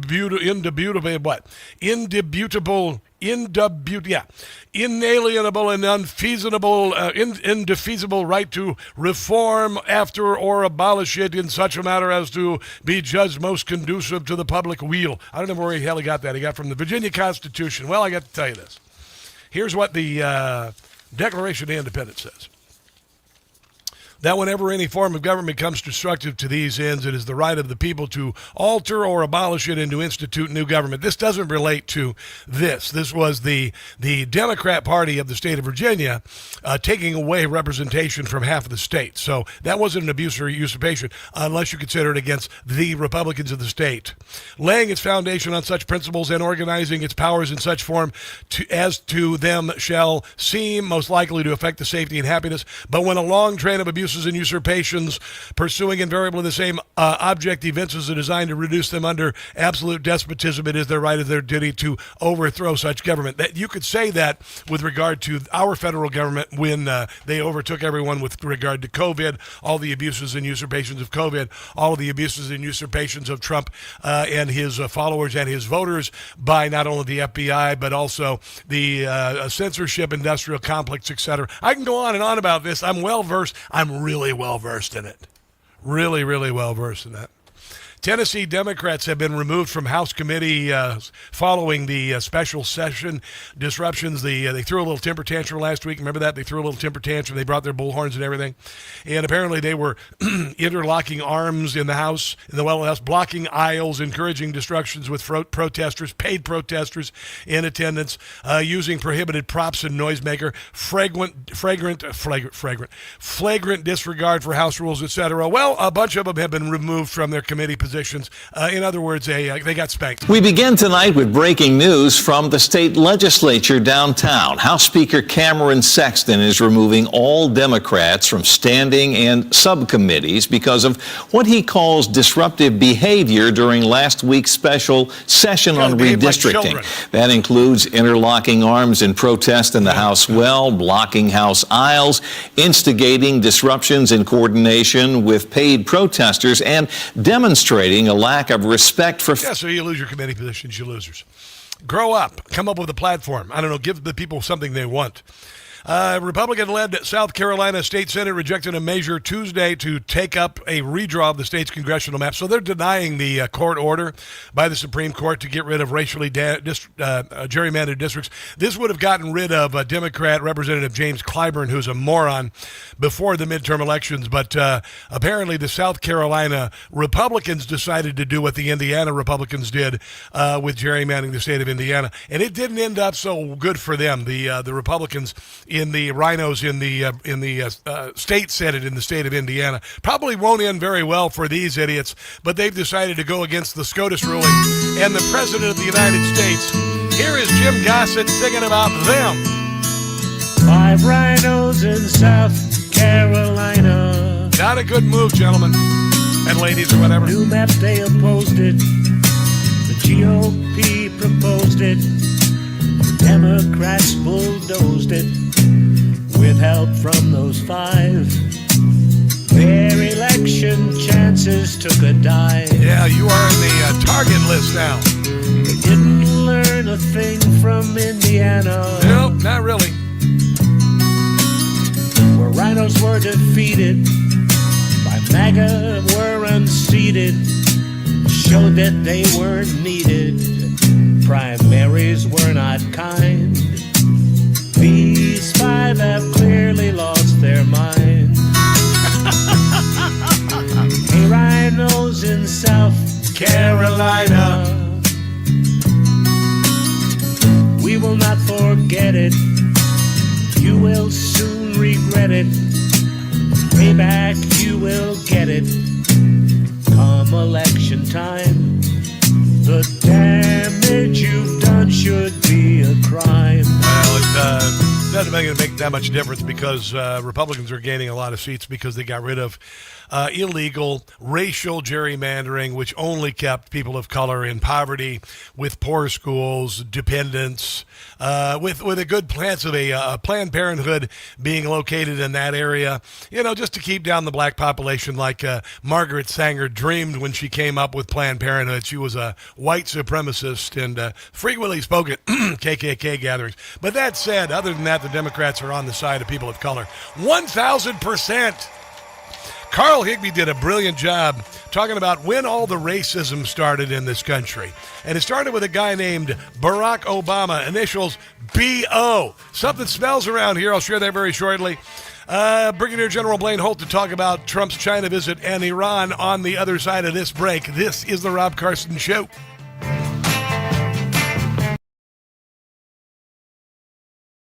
Hey guys, it's Carson for Ghost Bed. I am sleeping better than I've ever slept in my entire life. I used to think a mattress was just furniture, but I got a Ghost Bed. Ghost Bed doesn't build mattresses like furniture. They build engineered sleep systems. Their beds are serious health equipment. Beds designed for relief and recovery, not looks. Your body should be healing while you sleep, not fighting for comfort. I noticed immediately. My first night on a Ghost Bed, I slept for 10 hours. If you're waking up stiff, tossing and turning, sleeping hot, even reaching for a pain reliever before bed, hoping tonight will be different, that's not aging. That's your mattress talking. Here's another thing I love about Ghost Bed. You get 101 nights to try it at home. If you don't like the difference, just send it back risk-free. Ghost Bed is currently having their Memorial Day sale plus an extra 10% off for my audience. Go to ghostbed.com/Carson and use promo code Carson. Ghostbed.com/Carson. Promo code Carson for the sleep of a lifetime.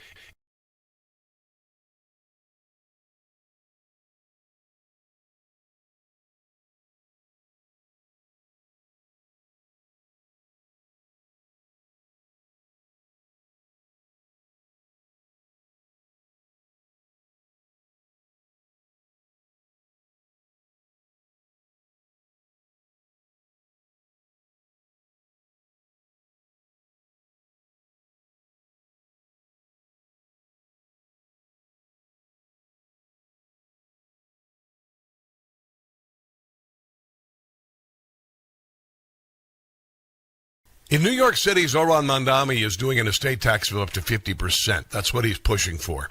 For families leaving behind a life's earnings, that's devastating. What are you leaving for your family? Do you have life insurance? I do, because I want my kids to be able to live a great life, pay off debt, maybe have it a little easier than I did. You can protect your family with life insurance from Ethos. Get up to $3 million in coverage in as little as 10 minutes by going to ethos.com/Carson. Application times may vary, rates may vary, but protection is there for you. If you get life insurance through Ethos, it'll give you peace of mind in case something happens.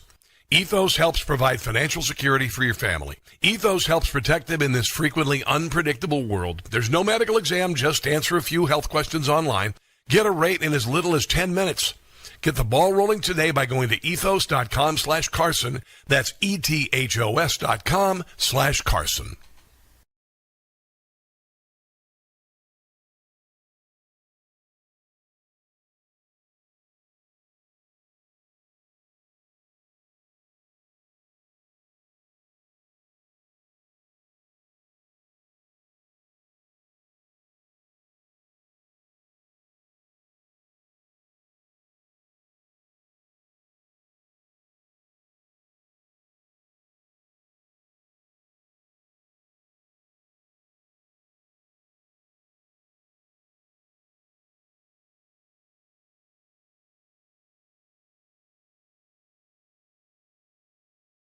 Hey guys, it's Rob Carson for Relief Factor. There's a reason why at my age I can still crush it at the gym, carry an armchair by myself, or do any home improvement project without pain during or after, and that's Relief Factor.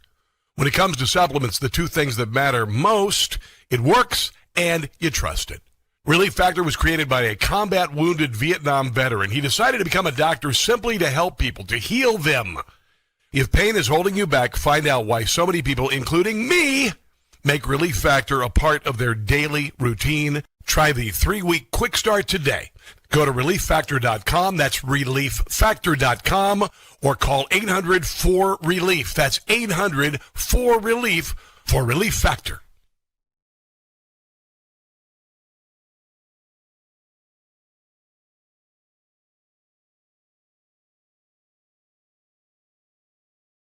We're eating pickles from the dollar store, hot pockets from the Dollar General, chicken wings expired yesterday. We're eating pickles from the dollar store, hot pockets from the Dollar General, chicken wings expired yesterday.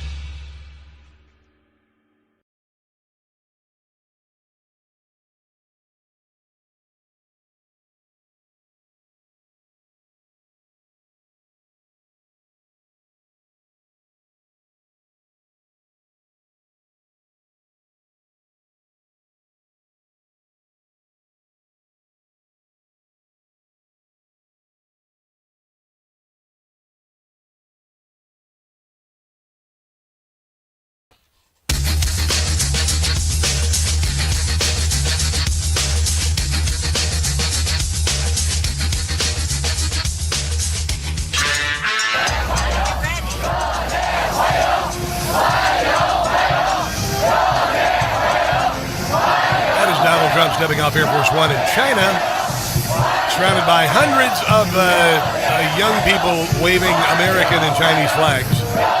He's being treated like royalty because it's good to be the king. And China knows it too, by the way, because we got him over a barrel. Thank you very much. And that barrel is full of glorious crude. I would say, speaking of crude, let's talk to Brigadier General Blaine Holt. But I won't do that. Let's talk to the man with the plan, the host of Dangerous Intellectuals podcast, Brigadier General Blaine Holt. How are you on this glorious Tuesday, or Wednesday, sir? Wow, you were either about to promote me or really demote me. I swear, either one. I would never do that. I would never do that because you're fantastic. So let's talk a couple things. Donald Trump goes to China. China has been working with Iran, I think, to delay their surrender, to make it impact the midterms. Do you suppose that Donald Trump enters Beijing with a leg up on Xi? Yeah. President Trump's rolling in with the leverage here. President Trump, from Venezuela to the Straits of Hormuz, to now with our partners in Indonesia and the new defense pact and the Malaccan Straits, the choke points for Chinese energy match up with what they tried to do to us in monopolies over rare earths. And their economy is really in trouble. I know our economy is in trouble, but not like the Chinese. The Chinese are in deep trouble, and Xi Jinping is looking at factionalism and potential problems in and amongst the CCP. So is the CCP really backing Iran? I don't think so. They're ready to cut them like a bad habit because they've got to get that energy out of the Straits right now, and that's what's going to be talked about. Do you suppose Trump said he's not going to bring Iran to the table? And I got to tell you, I think he's amazingly genteel when it comes to Xi Jinping. I mean, I hear him talking about Xi Jinping. He's my friend and all of this. It's kind of interesting for a guy who's supposedly so adversarial and so all of this. But treating this guy who we just found out a mayor in a town in California is a Chinese spy for China. We've got thousands of Chinese students in this country gathering intel. All of this. He's remarkably. He treats him with kid gloves, but I'm assuming that velvet glove is holding a big saber. Yeah, so let me give you the Blaine Holt Trump translation theory. I love it. Very important. Whenever you see President Trump do something that doesn't look like it fits, it's out of character. We expected him to zig, and he zags, like this type of stuff. All you have to do is get to the end of the equation, which is he's up to something. Yes. And with accolades and compliments going to Xi Jinping, which is a very Sun Tzu way to fight wars, he's actually interjecting himself into the middle of CCP politics, and he's smacking the face of the party elders, Hu Jintao, Wen Jiabao, and the others, while Xi Jinping has already purged the snot out of his military and is down to a political commissar and a dog named Rex, no real war fighters. And so he's really going to walk in and has a big Cheshire Cat smile on his face because he's about to run the table economically. You know, they were, a couple of weeks ago, some people were talking about how Donald Trump maybe should not go on this trip to China. Yeah. I'm not even sure. I don't think Gordon Chang said that officially. We have Gordon as a frequent guest here. But a lot of people said that maybe it wouldn't be such an idea because it'd be somehow capitulating to Xi. And I'm like, that ain't Donald Trump. When has he ever capitulated to anybody? When has he ever capitulated to anybody? Do you remember the nuance when, in the first visit to see Queen Elizabeth II and then eventually to come to England to meet with King Charles the first time? Everybody made a big deal that President Trump was making a disgraceful insult from the United States about how he didn't follow decorum and protocol. Well, now he's rolling right on into China with some of the world's most powerful CEOs, and the optics are, I'm bringing more bicep and more financial bicep into Beijing than has been seen here in the last 5 years.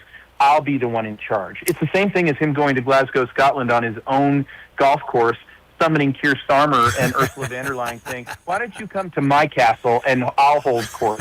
And this you got to get into the nuance, and I get it. Oh, he should not be going to China. It's like, okay, this is ridiculous. This is a guy who goes, he's a bull that brings his own China shop. Yes. Let him do it. Unless you've got a better answer, unless you've got a better alternative, I say we let him go.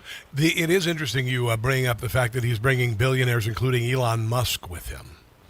Because I got to tell you, you don't have a military without money. You don't have anything. You don't have the ability to buy oil for your military unless you have money. And that he is bringing these people who, by the way, are abandoning China in many ways to reshore their manufacturing in the United States of America is kind of, it's got to be a little, maybe meant to be demoralizing to some degree, and also to assert, hey, brother, you're no longer in control. It's so true. And another thing, if we were going to have an ugly moment at the summit, which I'm going to guess there will be several ugly moments at the summit, but think of President Trump with those exact gentlemen around him.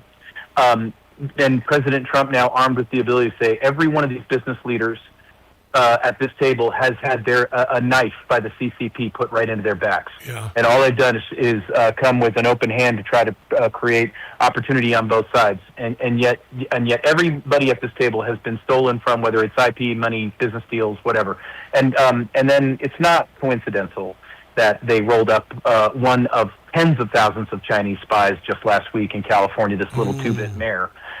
They just brought her in to say, this is an example of what we're about to do to you at scale. Do you understand that? Or you can roll up the United Front Works today and get yourself out of D.C. And while you're at it, why don't you get out of the Western Hemisphere? Wow. Well, look at all of the things that have happened since Donald Trump became the president. He took away the Panama Canal, which, I mean, they literally had signs up on the Panama Canal. They're so mad about that. Yeah, they thought it was theirs. Look at that. I mean, if we decide to end China's oil importation, we can end most of it. Venezuela and Iran. We can end it. We can make gas go up there so high that it will become absolutely unaffordable. We have a lot of balls in our court right now.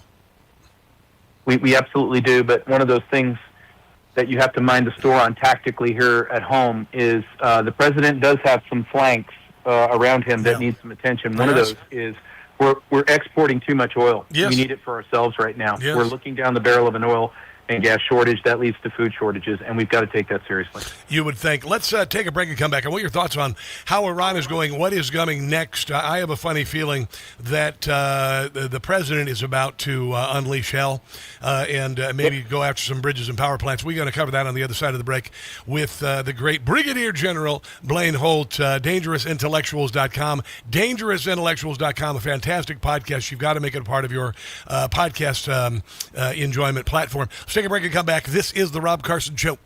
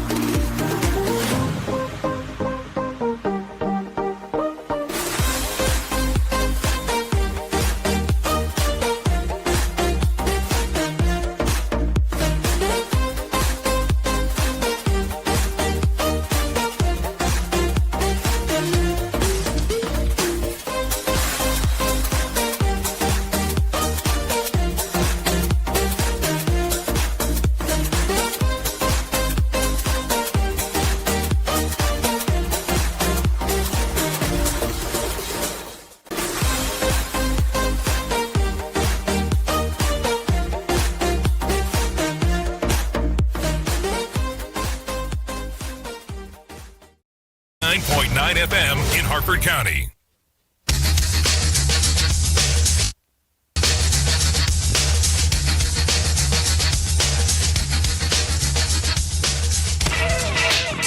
Generals prefer otherwise. They're saying the Iranians just drove past a major off-ramp. We could be on the road to more war. NBC reporting that the president already has a name if he restarts bombing again. Operation Sledgehammer. Boom! Time's running out for peace. It's very simple. Iran cannot have a nuclear weapon. They will not have a nuclear weapon. They know that. They've agreed to that. And then that's not what they said to me when it came to we don't play games. Yeah, now I think that their hubris is going to cause them to be wiped from the leadership positions in the state of Iran, and the people of Iran are free. And I look at it as a blessing. I think it's kind of God's way of going, yeah, you know what? Go ahead and get them. Go ahead and get them. Also, Saudi Arabia and the UAE are conducting secret strikes on Iran. Top nuclear submarines just deployed, shooting missiles at targets 4,500 miles away. It sounds like it's time to put this dog out of its misery. What do you think, Blaine Holt? What do you think? It just doesn't sound like much of a secret that the UAE and Saudi are. Yeah, I know. It doesn't seem so secretive. Usually you don't see the bombs actually hitting their targets when it's secret. What they're actually doing is they're doing preparatory fires for the revolution of Iran to commence, and I believe it's days away from commencing. I think what you need to understand is that this president has played the shot clock while stabilizing the oil futures market, because every single time he says, oh, we're going to negotiate. Well, then all those algorithms get burned. We're not going to negotiate. Then all of those algorithms get burned because of the automatic trading on Wall Street by the financialists, so they can take in the shorts. So where we're at is, whenever you hear the Iranians saying, well, we reviewed the deal, we don't really like it, they're not talking to President Trump. They're talking to 90 million Iranian people, trying to give this theater that we're in charge. We're still very much in charge. Look at us. We just threatened the United States. It's really over. And it is going to end in bombs, bullets, and logistics. It is going to come to that. And then, the free Iranian people, they'll secure their country. And guess what we'll do? We'll take them up on their offer to welcome us into the country, go secure the uranium, go find out where all those weapon stocks are, secure them, take them away, help them with their economy, get those oil wells all back up to speed, and then China and Asia can have oil and gas back again. We're way behind in that production, but I do see a lot of turbulence and strife and violence ahead, but then it'll be very, very good. So probably about mid-July, I'm looking for the clouds to part. Yeah, and then also, let's not forget the terror proxies of Iran. No funding anymore. There's nobody going to be there to fund them anymore. And I believe there's going to be a millennial peace in the Middle East like we've never seen before. We've had the Abraham Accords. There's more steps that we can go here. But I really do believe that this is Blaine, we've waited our entire lives and the lives of 10 generations before us for this to happen in the Middle East, and I really believe it's happening. I think the only holdouts in the battle against anti-Israel and whatnot are, in places like the United States with radical Islam. But I think that people are going to come together who otherwise have been apart for 1,000 years in the Middle East, and it's going to be remarkable and amazing. I think you're exactly right. The place where we've got to pay more attention to is there are gaps in vision of strategy between Israel and the United States. Doesn't mean we're not allies. It means we see the battlefield very differently. We would prefer to see Hezbollah die on the vine. No life support, no money, no supply chains, nothing, and then an increasing Lebanon that's ready to now deal with them. But mowing down southern Lebanon is probably not our vision, and we've got to get that shored up, because what we need is goodwill across the board when we go to the next phase, which is the Abraham Accords. What is the deal with Israel saying that they want to wean off of the United States military aid? What's that all about? Well, they want to be free agents. That's aspirational, but it's going to be hard to get off of this thing called $18 billion in support and technological cooperation. I actually think it's a good thing. And so if they're going to go that way, and that's the way Israeli politics go, I would much rather see the dependencies cut away for moments like this, when we do have gaps in how we see the strategic battlefield. well, then there's a little bit more above the table that we can deal with diplomatically rather than being welded at the hip saying, okay, well, I guess they did this and we have to go along. We don't want to be in that world either. Gotcha. Also, War Powers resolution, once again, crushed in the Senate. This is, this is the Democrat Party trying to kill the efforts of our U.S. military, leave a seed to grow so they can blame Donald Trump on it, to leave it undone like Barack Obama did, like George Bush did, like Joe Biden did. Leave it unfinished, leave a seed so it can come back, and it's not going to work. Tom Friedman said it best. I don't mind this regime in Iran being dealt a crushing blow, but I just don't want to see President Trump bag the victory. And that's what they're welded to. Yeah. They are absolutely welded to, I will do whatever it takes to stop this man from getting a legacy-type victory. I can already see what this part of the display case looks like in the Trump presidential library. And I think that the Democrats can see that, too, because they're doing everything they can except for standing up and saying we vote for terrorism, which is exactly what they're doing. They would have said don't attack the beaches at Normandy and rebuild the Berlin Wall, and I'm not kidding. They would have. Listen, there are already Democrats saying that the Berlin Wall should have never come down and the fall of the Soviet Union was a tragedy. I know. I mean, that's how insane these freaking people are. Thank goodness that Truman was the president at the end. Otherwise, we might have been in real trouble because he was a Democrat. I swear. I was watching somebody talk last night about how benevolent the United States was. We could have easily taken over the entire world at the end of World War II. We had nukes. We could have done the whole damn thing. We could have taken over the whole damn world. Instead, we rebuilt Europe. We rebuilt Japan. We rebuilt the world. This is the kind of people we are. We're godly people, and I believe God is on our side. And I think ultimately victory is ahead of us because the Democrat Party and the left are on the wrong side of God and good. My friend, thank you for joining me today. I appreciate you, Blaine Holt. Tell everybody about your glorious podcast. Hey, come and learn more about the hantavirus at dangerousintellectuals.com. I'm on with Dr. Peter McCullough, and this person-to-person stuff in the Andes strain, it's all crap. Come listen to it. But I would recommend that if you wore a mask during the COVID and you got all your boosters, that you put a garbage bag over your head and fasten it securely around the neck so no air gets in it, because you wouldn't want to get the hantavirus. That's what I would suggest. That statement was for entertainment purposes only. Yes, it was. Or just put a giant condom on your head. One or the other. Let's take a break and come back. This is the Rob Carson Show.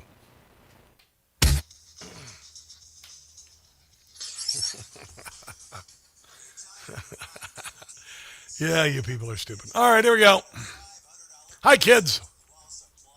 Blaine's always great, isn't he? Isn't he awesome? Who's watching over on YouTube? Good to see you. I'm looking for the chat here. Where the hell's the chat? Where's the chat? Damn it. There we are. Hello, Shelby Inslee. What's going on? What's going on? Hello, Raid and Marcy. Yes. What's going on? Thanks for watching the show. I'm turning on my headphones here. Who's watching over on Rumbly Road? Dookie Bear, Valentina, all you guys. What are you talking about? A couple of hams fighting a burlap bag. I don't know what that is. Is that Michelle Obama in a dress? Let's see who's watching on Facebook.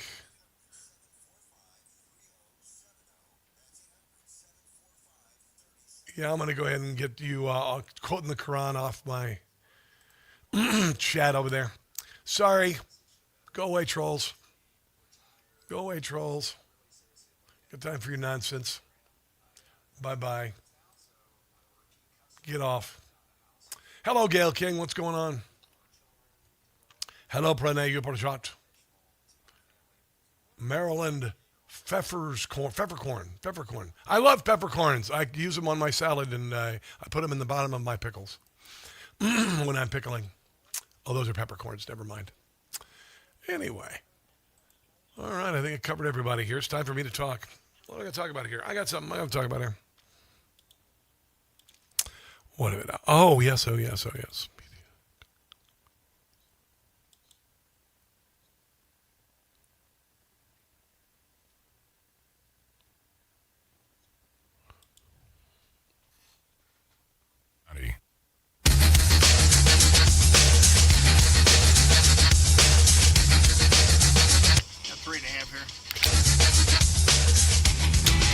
is the Rob Carson Show. There's something happening in New York's going to have to be tamped down. These are not anti-Semitic protests. They are terrorism. Jewish people are being terrorized by a radical mob of Islamists. Here's Greg Kelly on it last night.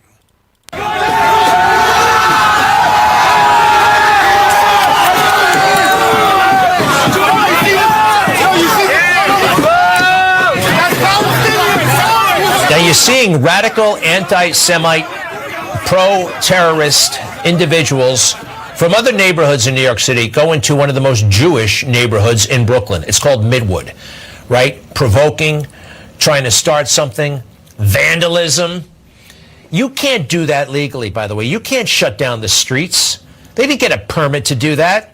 The cops should be arresting every single person who's... You can't do that. It's not peaceably assembling. That's nobody's First Amendment right. But here it is. Mamdami's New York. This terrorism is what it is, and it's got to stop. It is terrorism, and it's got to stop. National Guard got to be sent in. FBI's got to be sent in. And if all else fails, homeboys, hillbillies and Hebrews going to have to kick some butt. Homeboys, hillbillies, and Hebrews are Rob Carson's friends. I'm serious.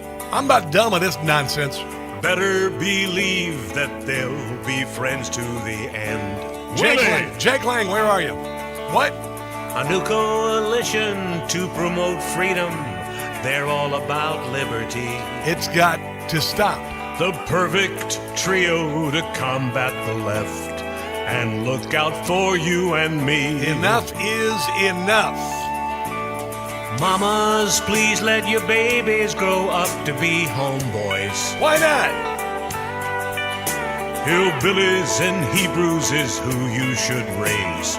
You'll receive nothing but absolute praise. Come together as a nation. Homeboys, hillbillies, and Hebrews are saving this country.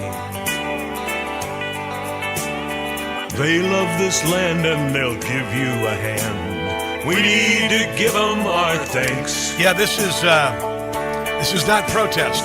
Homeboys, hillbillies, and Hebrews are friends to this nation. They've got our back when we're under attack. Homeboys, hillbillies, Hebrews. Yeah, this cannot stand. This is Kristallnacht all over again. And just because we have an Islamist as the mayor of New York City doesn't mean we don't protect our Hebrew brothers and sisters from the terror that has been rising, that is literally endorsed by the Democrat Party. This weekend, the day of rededication, Sunday at the National Mall, is a rededication of the nation under God. I'm going to be going to this, and I think that we are on the right side of God. We are on the right side of the good, and I think that this evil is going to get beaten back. But we've got to keep an eye on New York City, and it's going to have to come to a very abrupt end with a whole bunch of people being deported from the country, denaturalized and deported if they're not here. If they're in green cards, if they're here illegally, or if they are naturalized citizens who came here to espouse anti-Semitism. GTFO. Done. Last hour of the Rob Carson Show is right ahead. Don't go anywhere.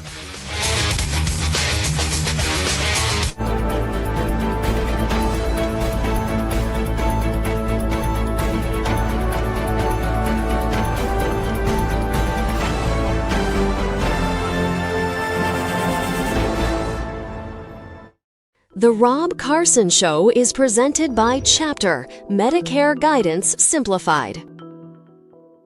You don't need to live with aches and pains. Visit ReliefFactor.com today. He's been relatively...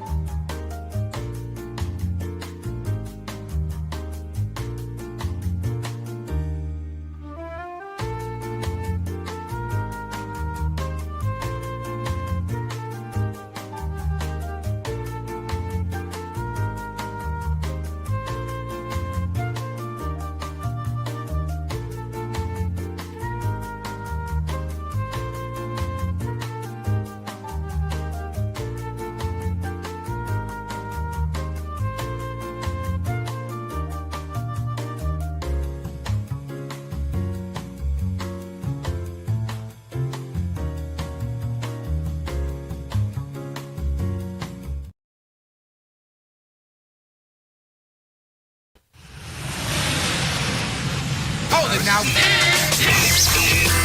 You are about to hear the most interesting, informative, thought-provoking, and funny show in America.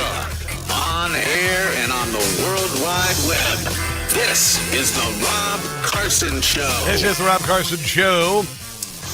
We got a ton of stuff to get to this hour, including some insurgents in the Trump administration. They still exist, deep staters, not only in the CIA and the FBI and all that, but also in the White House.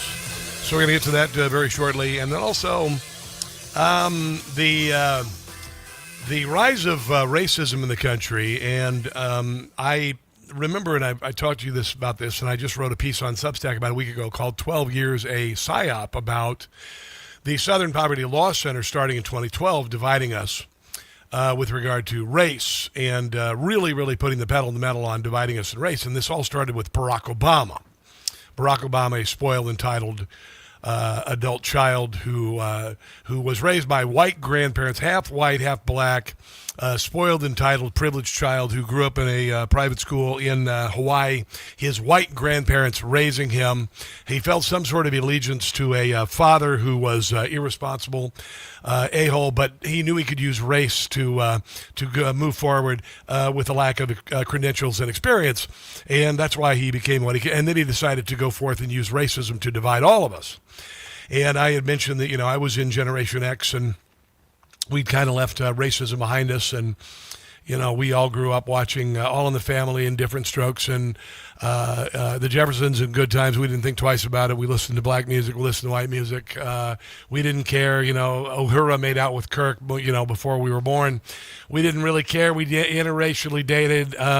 We adopted black kids as white people and white people as black kids, whatever the hell. And all of this, and it was all just a ridiculous psyop. And now it became so profound and so great that now you cannot question that America is a racist country. You cannot say, "Oh no, it's not a racist country." And the reason they did this is because they wanted to be able to divide us along racism lines, keep us divided, and, of course, make one part of the political equation, conservatives, look like we're somehow racist. Bakari Sellers the other day, they lost the racial gerrymandering ability of the Democrat Party, the racially gerrymandered districts that they have kept in poverty, kept with poor schools, kept dependent, broken families, Planned Parenthood in every black neighborhood, generally on the street named after a civil rights leader. The dream of Margaret Sanger come true, and the Democrat Party could always just blame it on Whitey, could always blame it on the GOP and everything. But this move to stop racial gerrymandering in America's inner cities is a Berlin Wall movement for the America's inner cities, particularly families and people of color. When you look at like the black-on-black violence rate, the murder rate of black-on-black men is 10 times the national average. You look at like Baltimore. Baltimore has just become an absolute hellhole, whereas a good share of the country has declined with the number of carjackings. Washington, D.C. is just amazing right now because Jeanine Pirro, Donald Trump brought in the National Guard. It's remarkable. Baltimore continues a death spiral into hell. I just saw a report on carjackings going through the ceiling, and it's a real shame because it doesn't have to be this way. But you've got to keep a permanent underclass dependent on you, filled with grievance, voting slavishly, and I use that word intentionally, slavishly, the Democrat Party. And if you look at the gerrymandering in the states that will be affected by it, they're all former Confederate states, still run by Democrats in these gerrymandered districts, and voting for Democrats, not necessarily for skin color, with Steve Cohen in Memphis, for instance, been in there for 20 years, done nothing for the black community. Now this ushers in a possibility of a black conservative woman taking his seat, and the Democrats are still crying racism. When you cry racism for so many years, and I've heard this for so many years, racism, literally 30 years ago in my career, I was in a little town called Columbia, Missouri, and I said, if you keep crying racism when there isn't racism, if you keep saying that conservatives on campus are racist, sooner or later it's going to become just noise. And Bakari Sellers the other day, after this racial gerrymandering ending, really took the cake. I played this because he erased all of the amazing history of black people in our country, and you look at the people in our country, what they overcame, whether it be Hank Aaron, whether it be Jesse Owens going to Berlin, and showing that the white race was not supreme, showing the entire world as a representative of the United States. I mean, what an amazing man he was. What about Martin Luther King Jr. being beaten and jailed, heading into Democrat-run South, Jim Crow South, and helping to end Jim Crow, which is a Democrat policy down there. This jackweed, Bakari Sellers, decided to erase everything. Everything from Thurgood Marshall, everything to Oprah Winfrey to Michael Jordan, all of the greatness, by the way, the greatness of people of color that come, I mean, almost exclusively from the United States of America. If you look at the greatest names in history, people of color who did the most historic things, the most noteworthy historic things in history, most of them come from the United States of America. I'm not afraid to say that. I'm not afraid to say that, not one little bit, because we should be proud. But this jackweed, Muhammad Ali, flush him down the toilet. All of the things that black people have done in this country, he flushed him down the toilet because he didn't get his way with racial gerrymandering for the Democrat Party. If somebody fell asleep in 1896 and woke up today in 2026, they would simply say the only difference is now Negroes have a TV show and we wear nice suits. This is, like I said, I mean, it's so absurd. It's obscene. It's obscene. He's using, rhetorical flourishes to make a point that's pointless, using cliched words, using imagery that is inflammatory, and it's all false. They swapped out Klan hoods for Brooks Brothers suits. And that is just, I mean, that's like bad poetry. That's just like bad poetry. You've got now the Alabama AG is investigating the Southern Poverty Law Center for deceptive practices amid KKK funding scandal. We know that racism had become was headed into the rearview mirror of American history, and they had to bring it back. They have been indicted on wire fraud, bank fraud, conspiracy charges for sending money to field sources, members of every white supremacist group. The center claims to dismantle the SPLC, did not deny funding members of the KKK, Aryan nations, and whatnot. Did it to create things like the Charlottesville Unite the Right rally. Did it to massively increase the amount of funding. And, of course, the media gobbled it up that we're racist. They gobbled it up, but they've always done a face plan on it. Mike Brown in Ferguson, that was a lie. George Floyd, that was a lie, but it was gobbled up. Created a psyops, created a whole cloth. Jussie Smollett, there you go. Bubba Wallace, all of this nonsense. All of it was just nonsense. And before I set this up, Carl Higbee did a brilliant monologue last night on this and when racism really began. And, of course, it was Barack Obama. But I saved this. This is Greg Kelly of Newsmax, and I'm not meaning to make this into a commercial for Newsmax, but I'm going to tell you that some of the best, most noteworthy and brilliant monologues I've heard recently come from Newsmax hosts. Greg Kelly did this probably a year ago. This is a timeline of white supremacy, the rise of supposed white supremacy in the United States. And this is before the SPLC indictment. I want you to listen to this. I think it's fair to say, number one, any of us would be pretty angry. Number two, that the Cambridge police acted stupidly in arresting somebody when there was already proof that they were in their own home. Remember that? The really amazing thing that I've learned is black people know the truth. They know exactly what's going on. It's white people that don't know. We don't realize sometimes, especially as a white person, how impactful, how offensive they are. As a white person, as white people, we need to listen. When it comes to race, white people need to listen more. I think I'm just embarrassed as a white person. As a white person, I would say, of course, I probably do play a part in that racism. A lot of white people don't understand the depth of this. When we start talking about issues around race and racism, sometimes white people need to just listen. I'm sorry, I want to give them all the... I don't mind. Read between the lines! Thing, and we've been hearing a lot about it now, as white privilege. Is that real? Of course it's real, and I'm white, and I have it. I can walk in the street in New York City and put my hand out, and no taxi will pass me by. This is a persistent infection in white American culture. No, it's not. And it can be quite fatal. Clearly, you've never lived in a trailer park and had to mine coal or have your ass in a tractor seat all day. And what I've learned over the course of my 44 years You're an academic. is that this infection in modern American white culture doesn't get better over time. What does your whiteness mean to you? What does it mean to be white in our country? There's probably a little guilt there. There's been things that white people or our race has done that maybe we're not proud of. And then they took it to the nth degree, if that's a degree. According to the intelligence community, terrorism from white supremacy is the most lethal threat to the homeland today. One of the greatest threats to our national security is domestic terrorism manifested by white supremacists. White supremacy is a global terror threat. White supremacist terrorism. For years, warnings have gone out, calling it the gravest threat against the U.S. The most prominent threat is the threat of white supremacists. Greg Kelly did that over a year ago. A year ago, before the Southern Poverty Law Center was exposed for paying racist organizations, KKK, to create Charlottesville to divide us.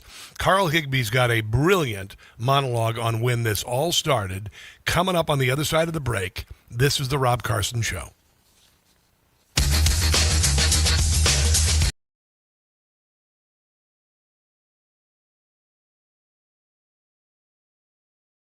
Hey guys, it's Carson. You know my signature phrase, don't catch the stupid. When it comes to Medicare, that's easier said than done. Medicare is overly complex with thousands of plans, hidden gotchas in the fine print, and rules nobody really explains to you. Many people just pick something and hope for the best. That's why you need to know about Chapter. They're the only advisor that looks at every plan in the country, matches your doctors, your prescriptions, and your situation to a plan that fits your needs. When your call with Chapter is done, you know your doctors are covered. Your prescriptions are matched, and you go from, I hope I did this right, to, I know I did. That, my friends, is peace of mind. A call with Chapter is free for my audience, and there's no pressure to sign up. Call Chapter today. Here's the number, 27 Medicare. That's 27 MEDICARE. 27 Medicare for Chapter. No pressure. What's your excuse? Call 27 Medicare and don't catch the stupid yourself. Call 27 Medicare today.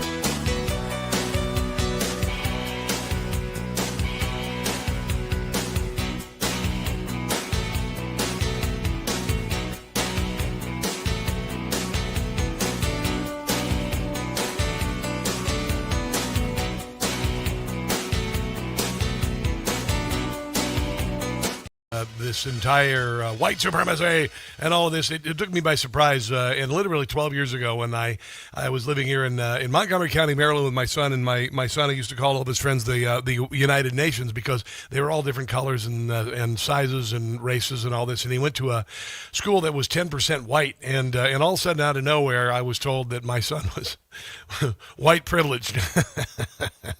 And then after a very hard childhood where we got government cheese, it was kind of cool. You ever get government cheese as a kid? That was we were so poor. We got government cheese. One day we heard that they were giving out government cheese in Neola, my hometown. They had some surplus of cheese, so we got these sleeves of American cheese unwrapped, and we had a couple of them in our freezer. I tell you what, we were having grilled cheese without the bread. It was so awesome. It was absolutely amazing. But we were somehow privileged, and we raised all of our own produce and dressed our own chickens. My childhood was like being raised in the Depression. I'm not kidding. It was like being raised in the Depression. I got a picture of me the other day. I was 14 years old, and my skin was brown from the sun of working out in the fields all day long, pitching bales or grinding corn or doing whatever. Getting one pair of shoes a year, shopping at the half-price store, all of that stuff.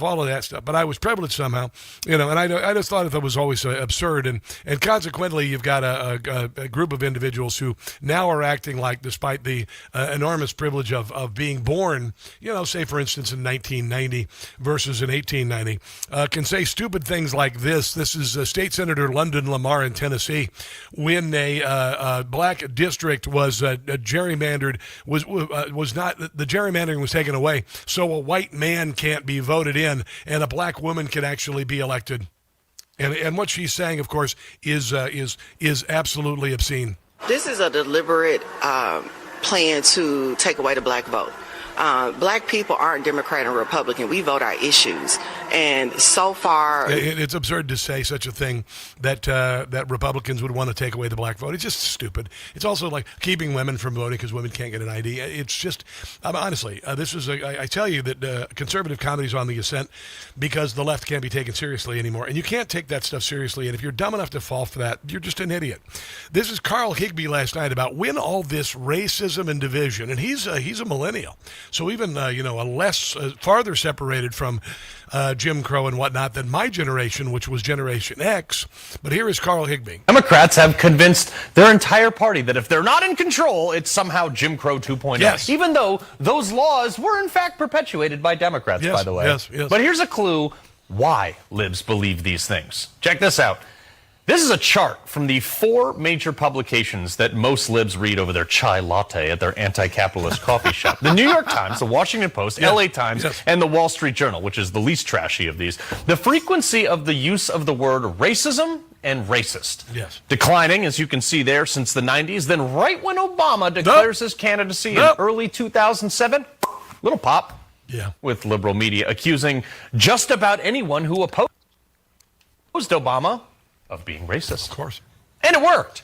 If you didn't vote for Obama, you were a racist. It helped get Obama elected because there were enough I said I was all for a black man being president. I just not that one. Hating people that voted for the one-term, basically unknown senator from Chicago simply because he was half black, and they didn't want to be called racist. Yeah, and they tried that same thing with Hillary Clinton because she was a woman, really, and a lesbian, I think also. Was that part of it? Was it? No, it wasn't the lesbian thing? Okay. Oh, she wasn't a lesbian? Okay, sure, whatever. Anyway, here's Carl Higbie a little bit more. Then you fast forward to 2014. Trump comes on the stage and starts talking about maybe running for president. Yes. It'll be a year at this point before he actually declares for president. And to combat the likely previous Democrat, now Republican, also the recipient of the Ellis Island Award alongside Rosa Parks and Jesse Jackson, by the way. Yeah, he did. To combat that guy, those same lib publications... They just decided to call Donald Trump an absolute racist and a Nazi. He all of a sudden became a racist and a Nazi and a white supremacist. Ramped up their perception of racism. And what was the result of that? Race relations in America cratered. Yep. Nothing else changed except the media and Democrats screaming racism. Yeah, but it's all coming crumbling down, and the denouement, let's say it's the climax and then the decline. It's not what you think, Hunter. It's the denouement of the racism movement in America, the race baiting movement in America happened when the SPLC was indicted. We had just elected a black president. with not one, but two black attorney generals, with a black DHS secretary, a black national security advisor, on the heels of George Bush's black Secretary of State Condoleezza Rice, with ample programs from scholarships to grants to admissions and standards that favored black people, and yet race relations plummeted because the media and Democrats hyped this hysteria from a problem that didn't exist, and they did it to buy votes. They created this problem. Just like the Southern Poverty Law Center had to fund and create racism riots in the streets in order to have enough justification for them to continue to exist. And then Democrats say, oh, now black people can't get elected. Yeah, that's Carl Higbie. That's the kind of stuff you get on my network, which is called Newsmax, by the way. Here's Jim Gossett. Indicted. The SPLC, I'm excited. So am I. They will be history, their leaders. In prison will be from their evil. We will be free. Demise of the SPLC, a bunch of lies. From the SPLC, they were funding Nazis and KKK. They'll be closing down any day. Pew, pew, pew, pew, pew. This marks the end of the SPLC. We're not a friend of the SPLC. They are cleaning house. They are cutting staff. When I heard the news, I had a good laugh. SPLC. Yeah. They're going to be sued into oblivion. They went from like $100 million in the bank to like $700 million, like in 2020 when George Floyd rolled around. They made up George Floyd and then all this other nonsense. It was 12 years a psyop. 12 years a psyop. Yeah, SPLC gave to technology companies, banks, credit cards, processors, financial infrastructure companies, and more.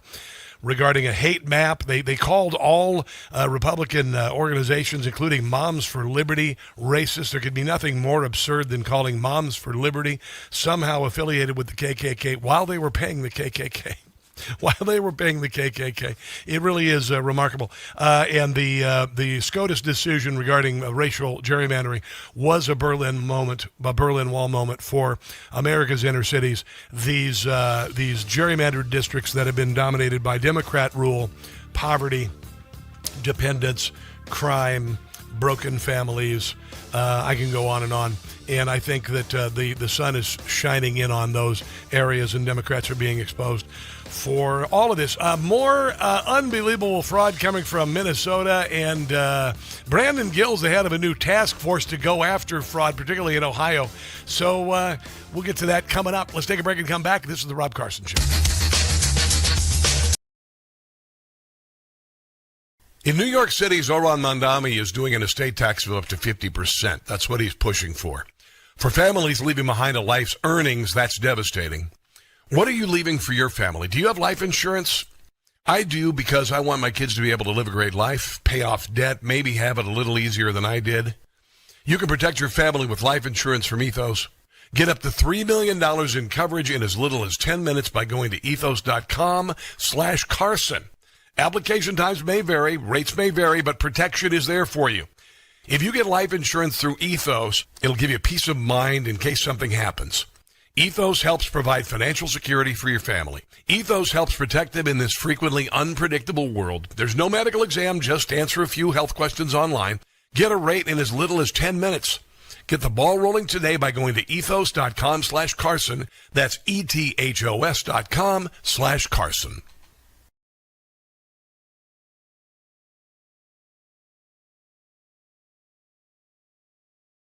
Hey guys, it's Carson for Ghost Bed. I am sleeping better than I've ever slept in my entire life. I used to think a mattress was just furniture, but I got a Ghost Bed. Ghost Bed doesn't build mattresses like furniture. They build engineered sleep systems. Their beds are serious health equipment. Beds designed for relief and recovery, not looks. Your body should be healing while you sleep, not fighting for comfort. I noticed immediately. My first night on a Ghost Bed, I slept for 10 hours. If you're waking up stiff, tossing and turning, sleeping hot, even reaching for a pain reliever before bed, hoping tonight will be different, that's not aging. That's your mattress talking. Here's another thing I love about Ghost Bed. You get 101 nights to try it at home. If you don't like the difference, just send it back risk-free.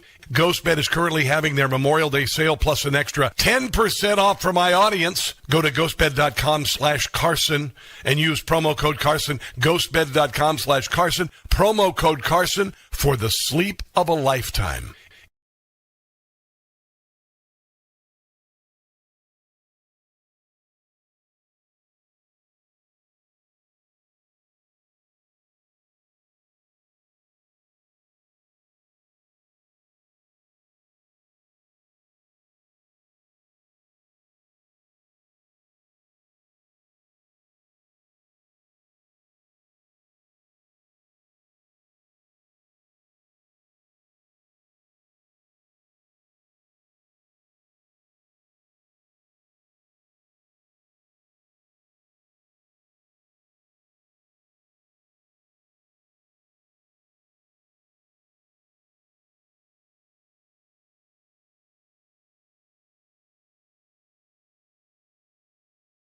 Hey guys, it's Carson for Ghost Bed. I am sleeping better than I've ever slept in my entire life. I used to think a mattress was just furniture, but I got a Ghost Bed. Ghost Bed doesn't build mattresses like furniture. They build engineered sleep systems. Their beds are serious health equipment. Beds designed for relief and recovery, not looks. Your body should be healing while you sleep, not fighting for comfort. I noticed immediately. My first night on a Ghost Bed, I slept for 10 hours. If you're waking up stiff, tossing and turning, sleeping hot, even reaching for a pain reliever before bed, hoping tonight will be different, that's not aging. That's your mattress talking. Here's another thing I love about Ghost Bed. You get 101 nights to try it at home. If you don't like the difference, just send it back risk-free.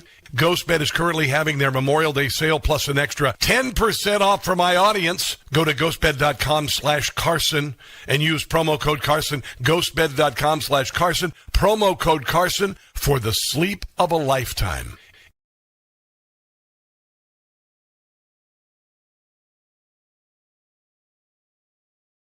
Hey guys, it's Rob Carson for Relief Factor. There's a reason why at my age I can still crush it at the gym, carry an armchair by myself, or do any home improvement project without pain during or after, and that's Relief Factor.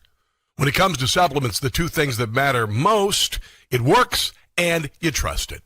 Relief Factor was created by a combat-wounded Vietnam veteran. He decided to become a doctor simply to help people, to heal them. If pain is holding you back, find out why so many people, including me, make Relief Factor a part of their daily routine. Try the 3-week quick start today. Go to ReliefFactor.com. That's ReliefFactor.com. Or call 800-4RELIEF. That's 800-4RELIEF for Relief Factor.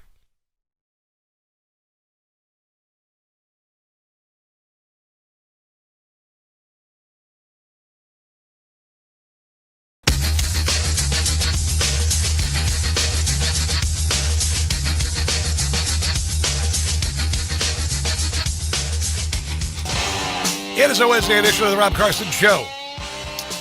I talked to you a lot about precious metals, talked to you a lot about gold because I have my gold investment with a company called Birch Gold, and a guy who is not only a precious metals specialist, also works with Birch Gold. Philip Patrick joins us on the Newsmax hotline. How you doing today, Philip? Doing very well, Rob. How are you? I'm good. You know, I've been curious because I've been following gold for a few years now, and I have money invested in it. It was a big step for me, by the way. I took my IRA from my selling cars, by the way. I was pretty damn good at it, and invested it with Birch Gold. There was a meteoric rise on gold from 2 years ago, 2,600 to 5,600 earlier this year. It's settling in about 4,600. It's still good. It's kind of giving us a little bit of pause. It's not dropping, but it's giving us pause. What do you suppose? What's the dynamic that is happening internationally with regard to gold? Yeah, look, great question. And what we saw at the start of the year wasn't hugely unexpected. And what I mean by that, we saw silver run over 100% the prior year in 25. Yeah. Gold was up about 70%. Started this year very aggressively as well. Gold and silver both up quite heavily for the year as well. But we saw a dip in prices on the back of just huge upside, really started to manifest as the Iran war started to take shape. What we're seeing is something very typical, right? When major events like this happen, the initial instinct for a lot of investors, and particularly investors who have been through a meteoric rise in an asset, they move to cash shorter term and they assess what's happening. Yes. But one thing's clear. Longer-term fundamentals are strong. The first quarter of 2026, we saw a record high for gold buying by central banks and just in general. So demand is increasing, and I think, you know, that dip in pricing, people have to remember we saw the same thing before the 08 crash or after the 08 crash, before gold and silver went on a meteoric rise. We saw the same thing in 2020 and 08. So it's fairly common. Well, I knew this was going to happen when it reached $5,600. I knew people were going to sell.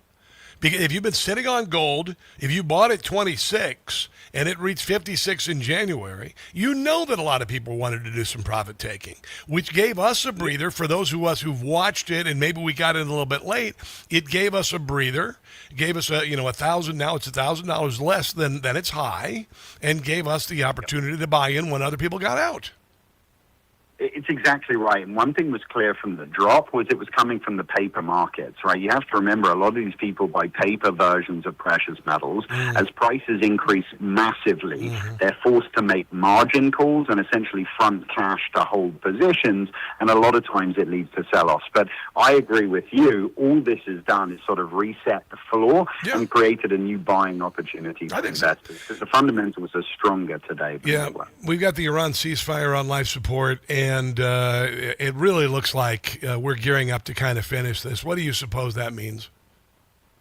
Yeah, look, I think they have to, right? The Hormuz is the central risk because it carries, a fifth of the world's oil and liquid natural gas.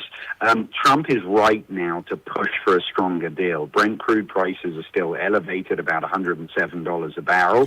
And leaving sort of Iran with leverage over the strait is not viable for anybody. However, the economic reality is every additional week of disruption, it just tightens the vice on American families. Oil shocks, as we know, they don't stay in the oil market. They migrate into everything that's grown, moved, or shipped. So the quicker we put an end to this, I think that the more relief American families will be feeling. I see that Kevin Warsh has been approved as taking over the chair of the Fed Reserve. I think it's way overdue. I'm glad to see the outgoing Fed chair outgoing. What do you suppose that's going to mean for the economy? I know, and I'm hoping to see a reduction in the prime so we can bring down mortgage interest rates. What are your thoughts on him?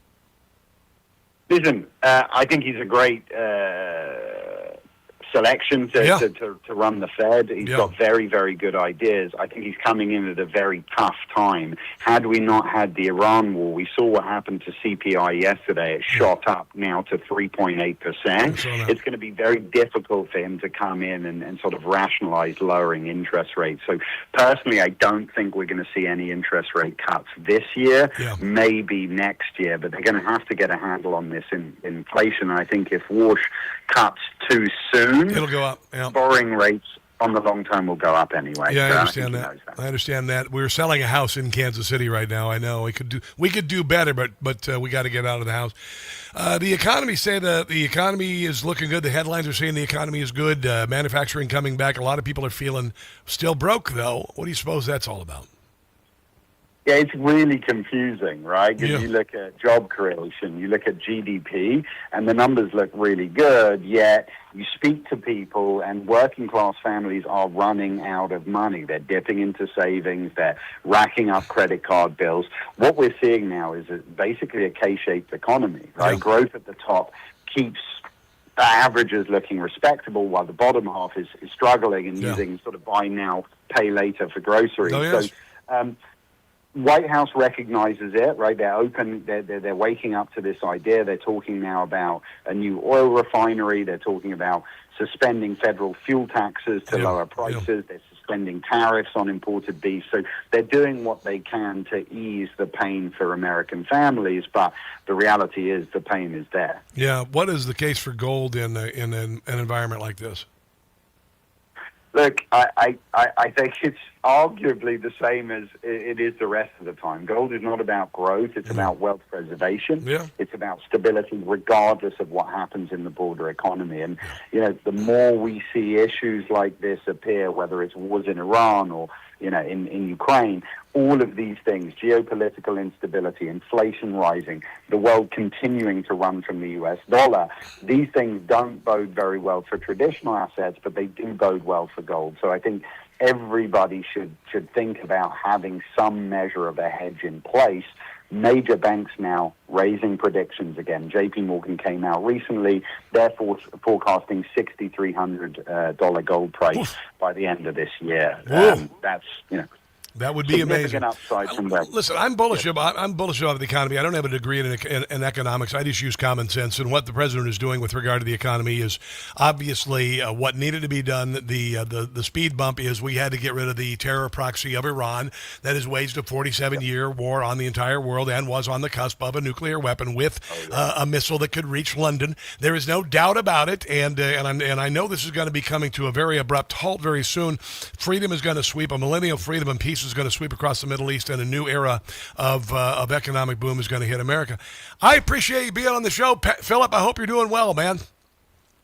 Thank you. You too. I appreciate coming on. Thank you. Very good. Philip Patrick, precious metal specialist, works with Birch Gold, by the way. And by the way, Birch Gold is doing this thing right now where you can get up to $10,000 rebate with qualifying purchases if you're a first-time gold buyer. I'm going to throw that in there. I'd like to have Philip on to talk about other things, but I want to mention also he works with Birch Gold as well. So text my name, Rob, to 989898, Rob to 989898 for Birch Gold. Let's take a break and come back. This is The Rob Carson Show.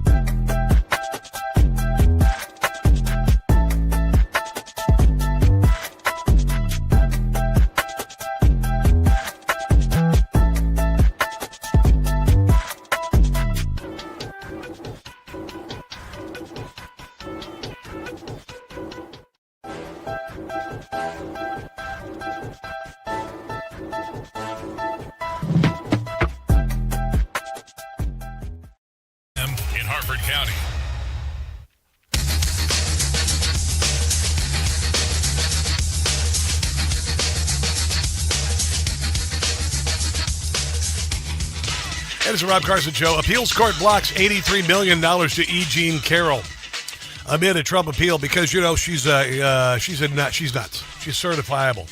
You can't say that. Yeah, I can.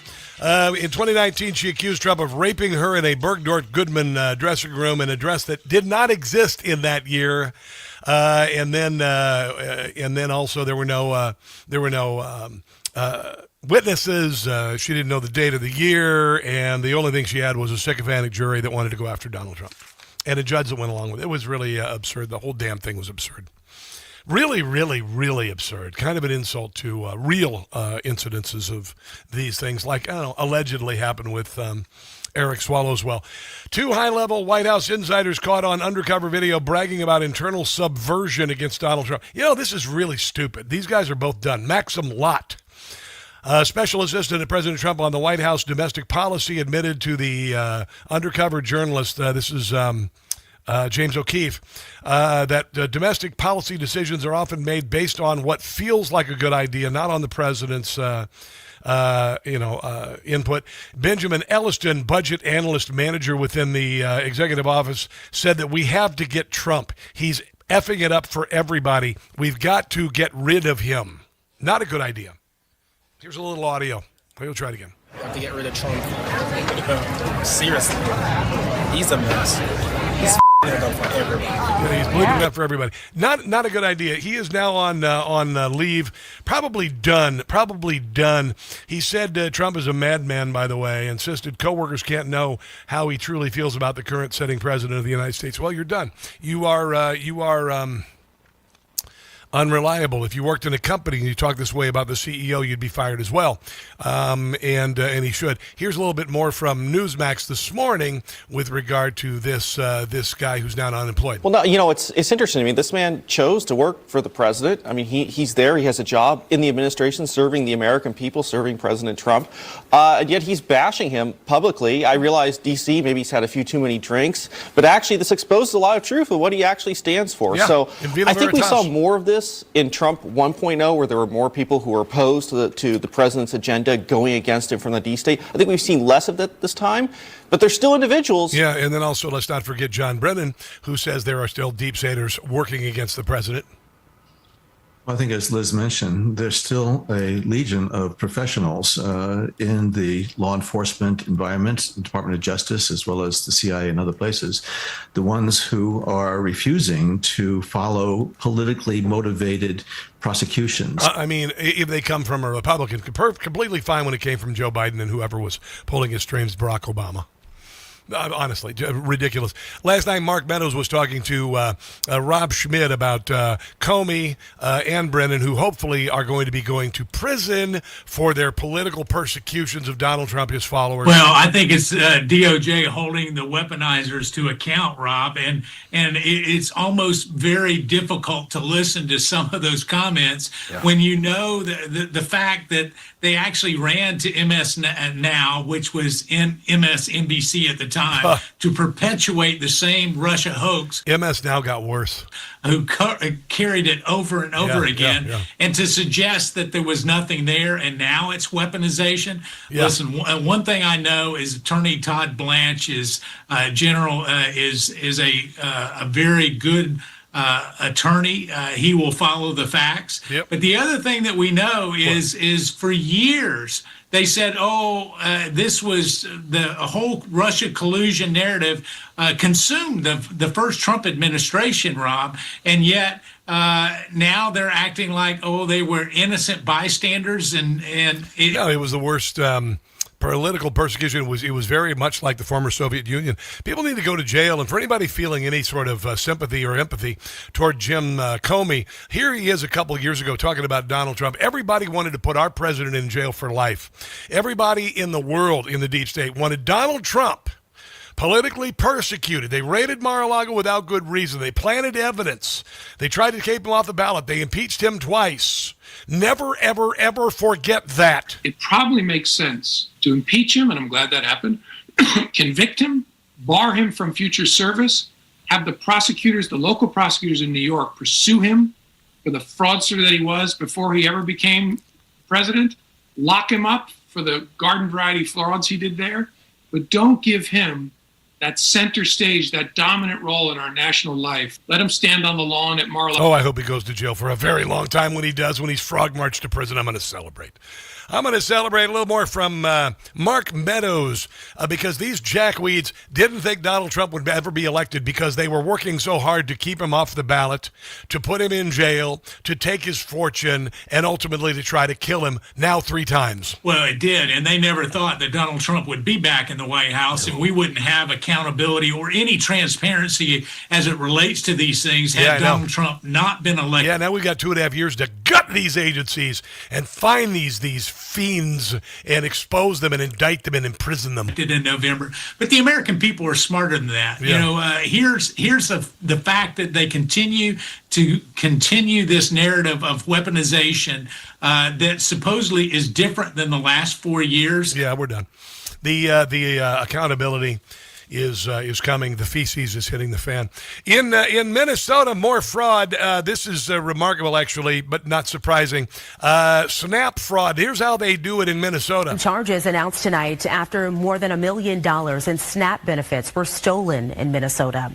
And according to those charges, 60-year-old Abdid Wahid Muhammad. What? Last name is Muhammad? No way. Used other people's EBT cards to buy products from Walmart, Sam's Club, and Costco, and then sold those items at his own grocery store called Minnesota Food Grocery. From Minnesota Food Grocery. That's brilliant. March to August. Just call it Muhammad's. August of 2021, he purchased Habala Food Market. $1.1 million. This is in products through various EBT cards. And an investigation found he promised payment and even free groceries from his store for people who gave him those cards. That is fantastic. Brandon Gill, who looks a lot like Christopher Reeve back in the day, he has been put in charge of going after fraudsters like this, starting in Ohio. That's exactly right, and the American people are sick of seeing their tax dollars wasted and seeing government organizations or nonprofit institutions, colleges, businesses abuse the American people, and that's what we're going after with this task force. What we found with this Ohio fraud scandal is that we've got what we believe to be billions of dollars that have been defrauded from American taxpayers that should have been going to benefit the American people. And instead, we're being laundered through a wide variety. And the Democrat Party is blaming Donald Trump for the economic hardship of the American people when they spent trillions of dollars paying off fraudsters like this while we suffered and we had to go and we had to earn our groceries and we had to work 2 jobs to pay for the inflation that Joe Biden started. These jackweeds stole our money and we paid them. They put it in suitcases and sent it to Somalia, for God's sake. So I don't want to hear any blame storming on Donald Trump and inflation because we are taking out Iran. Look what you did to us. Look what you did to us. Shame on you. Let's take a break and come back. This is the Rob Carson Show.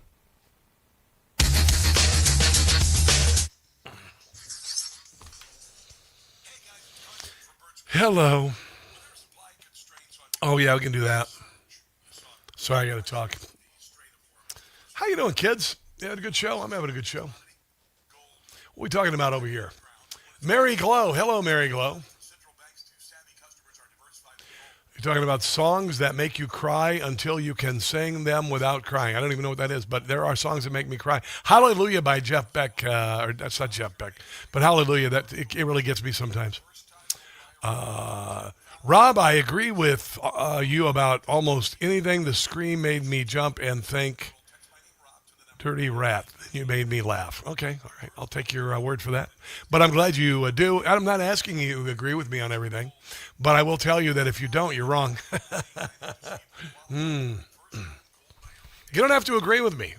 You'll just have to agree that if you disagree, you're wrong. There you go. Yeah, they drive Bentleys. I know. Mother effers.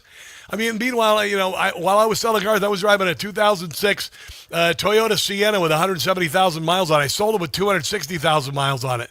And, and suffered and had to work 12-hour days with peripheral neuropathy in my feet. Walk 11 miles a day selling cars, wanted to cut my feet off at the end of the day. And we ultimately bought a house. I didn't get a damn dime.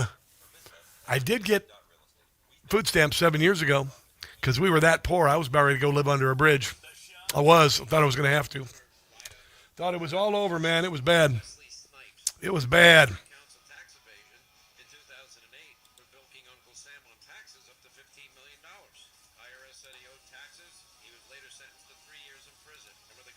Here we go. I got it. Yeah, Siennas are good. I'm just glad I'm done with that. I got a Bronco. It was the first new car I've had in 20 years. 20 years. Pretty crazy, right? Here we go. Rob. Come on, give it to me. 1,000 horsepower.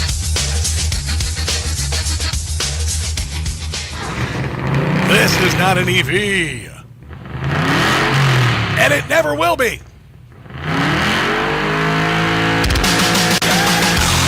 So, you know, I like to look at real estate porn. And, you know, listen, I'm divorced and all of that, and I'm kind of looking at a little escape on the weekends, you know. So I'm looking at a little tiny house, or even like, are you ready for this? A mobile home. A mobile home near Rehoboth Beach in Delaware. Just, you know, listen, who cares? It's a building. It's a nicely groomed little mobile home park, whatever. Hell, we had a trailer. When I was growing up, my sister lived in a mobile home on our property, having a romantic relationship with my stepbrother. It doesn't get more white trash than that, okay? Your sister's shacking up with your stepbrother in a trailer on your property where the chicken coop used to be. Oh, my God, does it get more white trash than that? Anyway, thinking about getting a little place and going up to Sussex County, which is a marvelous little Republican county, you know, just to get away, because I do a lot of work. I do a lot of work here. I know I make it look effortless. I know I do. But I do about 10 hours of show prep and a 3-hour show every day. And the reason why I bring up this little place is because I would have an EV. I want to get one of those cool golf carts. You know, listen, you're thinking, that's a retirement community. No. There are a lot of communities now. Even millennials and younger Gen Xers are living in neighborhoods where you get around the neighborhood in a golf cart. You're going to go down and have margaritas with whoever down the street take a golf cart down the street. Not driving, I'm saying. But I don't drink margaritas. But I'm going to get one that looks like a Hummer or something cool, or a tank. And then just drive down to the neighbors, you know, hang out, chill out, watch some football, barbecue, you know, have them come up, whatever. Just do a little weekend. I need a neighborhood. I need to be in the hood. And an EV, I would have a golf cart as an EV. Hell yeah. Why not? As far as a regular car, no, not interested in that. I like the roar of a V8 or even a V6 engine, you know, and I think it's a good thing. There you go. That's going to pretty much do it for the show. My TV shows, Rob Carson's What in the World, is on this weekend. We are just finishing up all the editing in this. I'll promise you it's getting better all the time. It runs Saturday at 3 in the afternoon, Sunday night at 8:30. Donald Trump retruths it all the time. He's been watching it since the day we signed on, so check that out. And also the podcast today. If you want to hear the entire podcast, 3 hours, individual hours on all your usual podcast platforms. Number 10 in the country for news and commentary, and growing. God bless you, America's founded Donald Trump. He's doing a great job as president. Hell with the Democrats. Way to go, military. Tomorrow's Thursday. God bless you, and don't catch the stupid. I'll see you then. Information. Truth is freedom. Is Newsmax. It's real news for real people.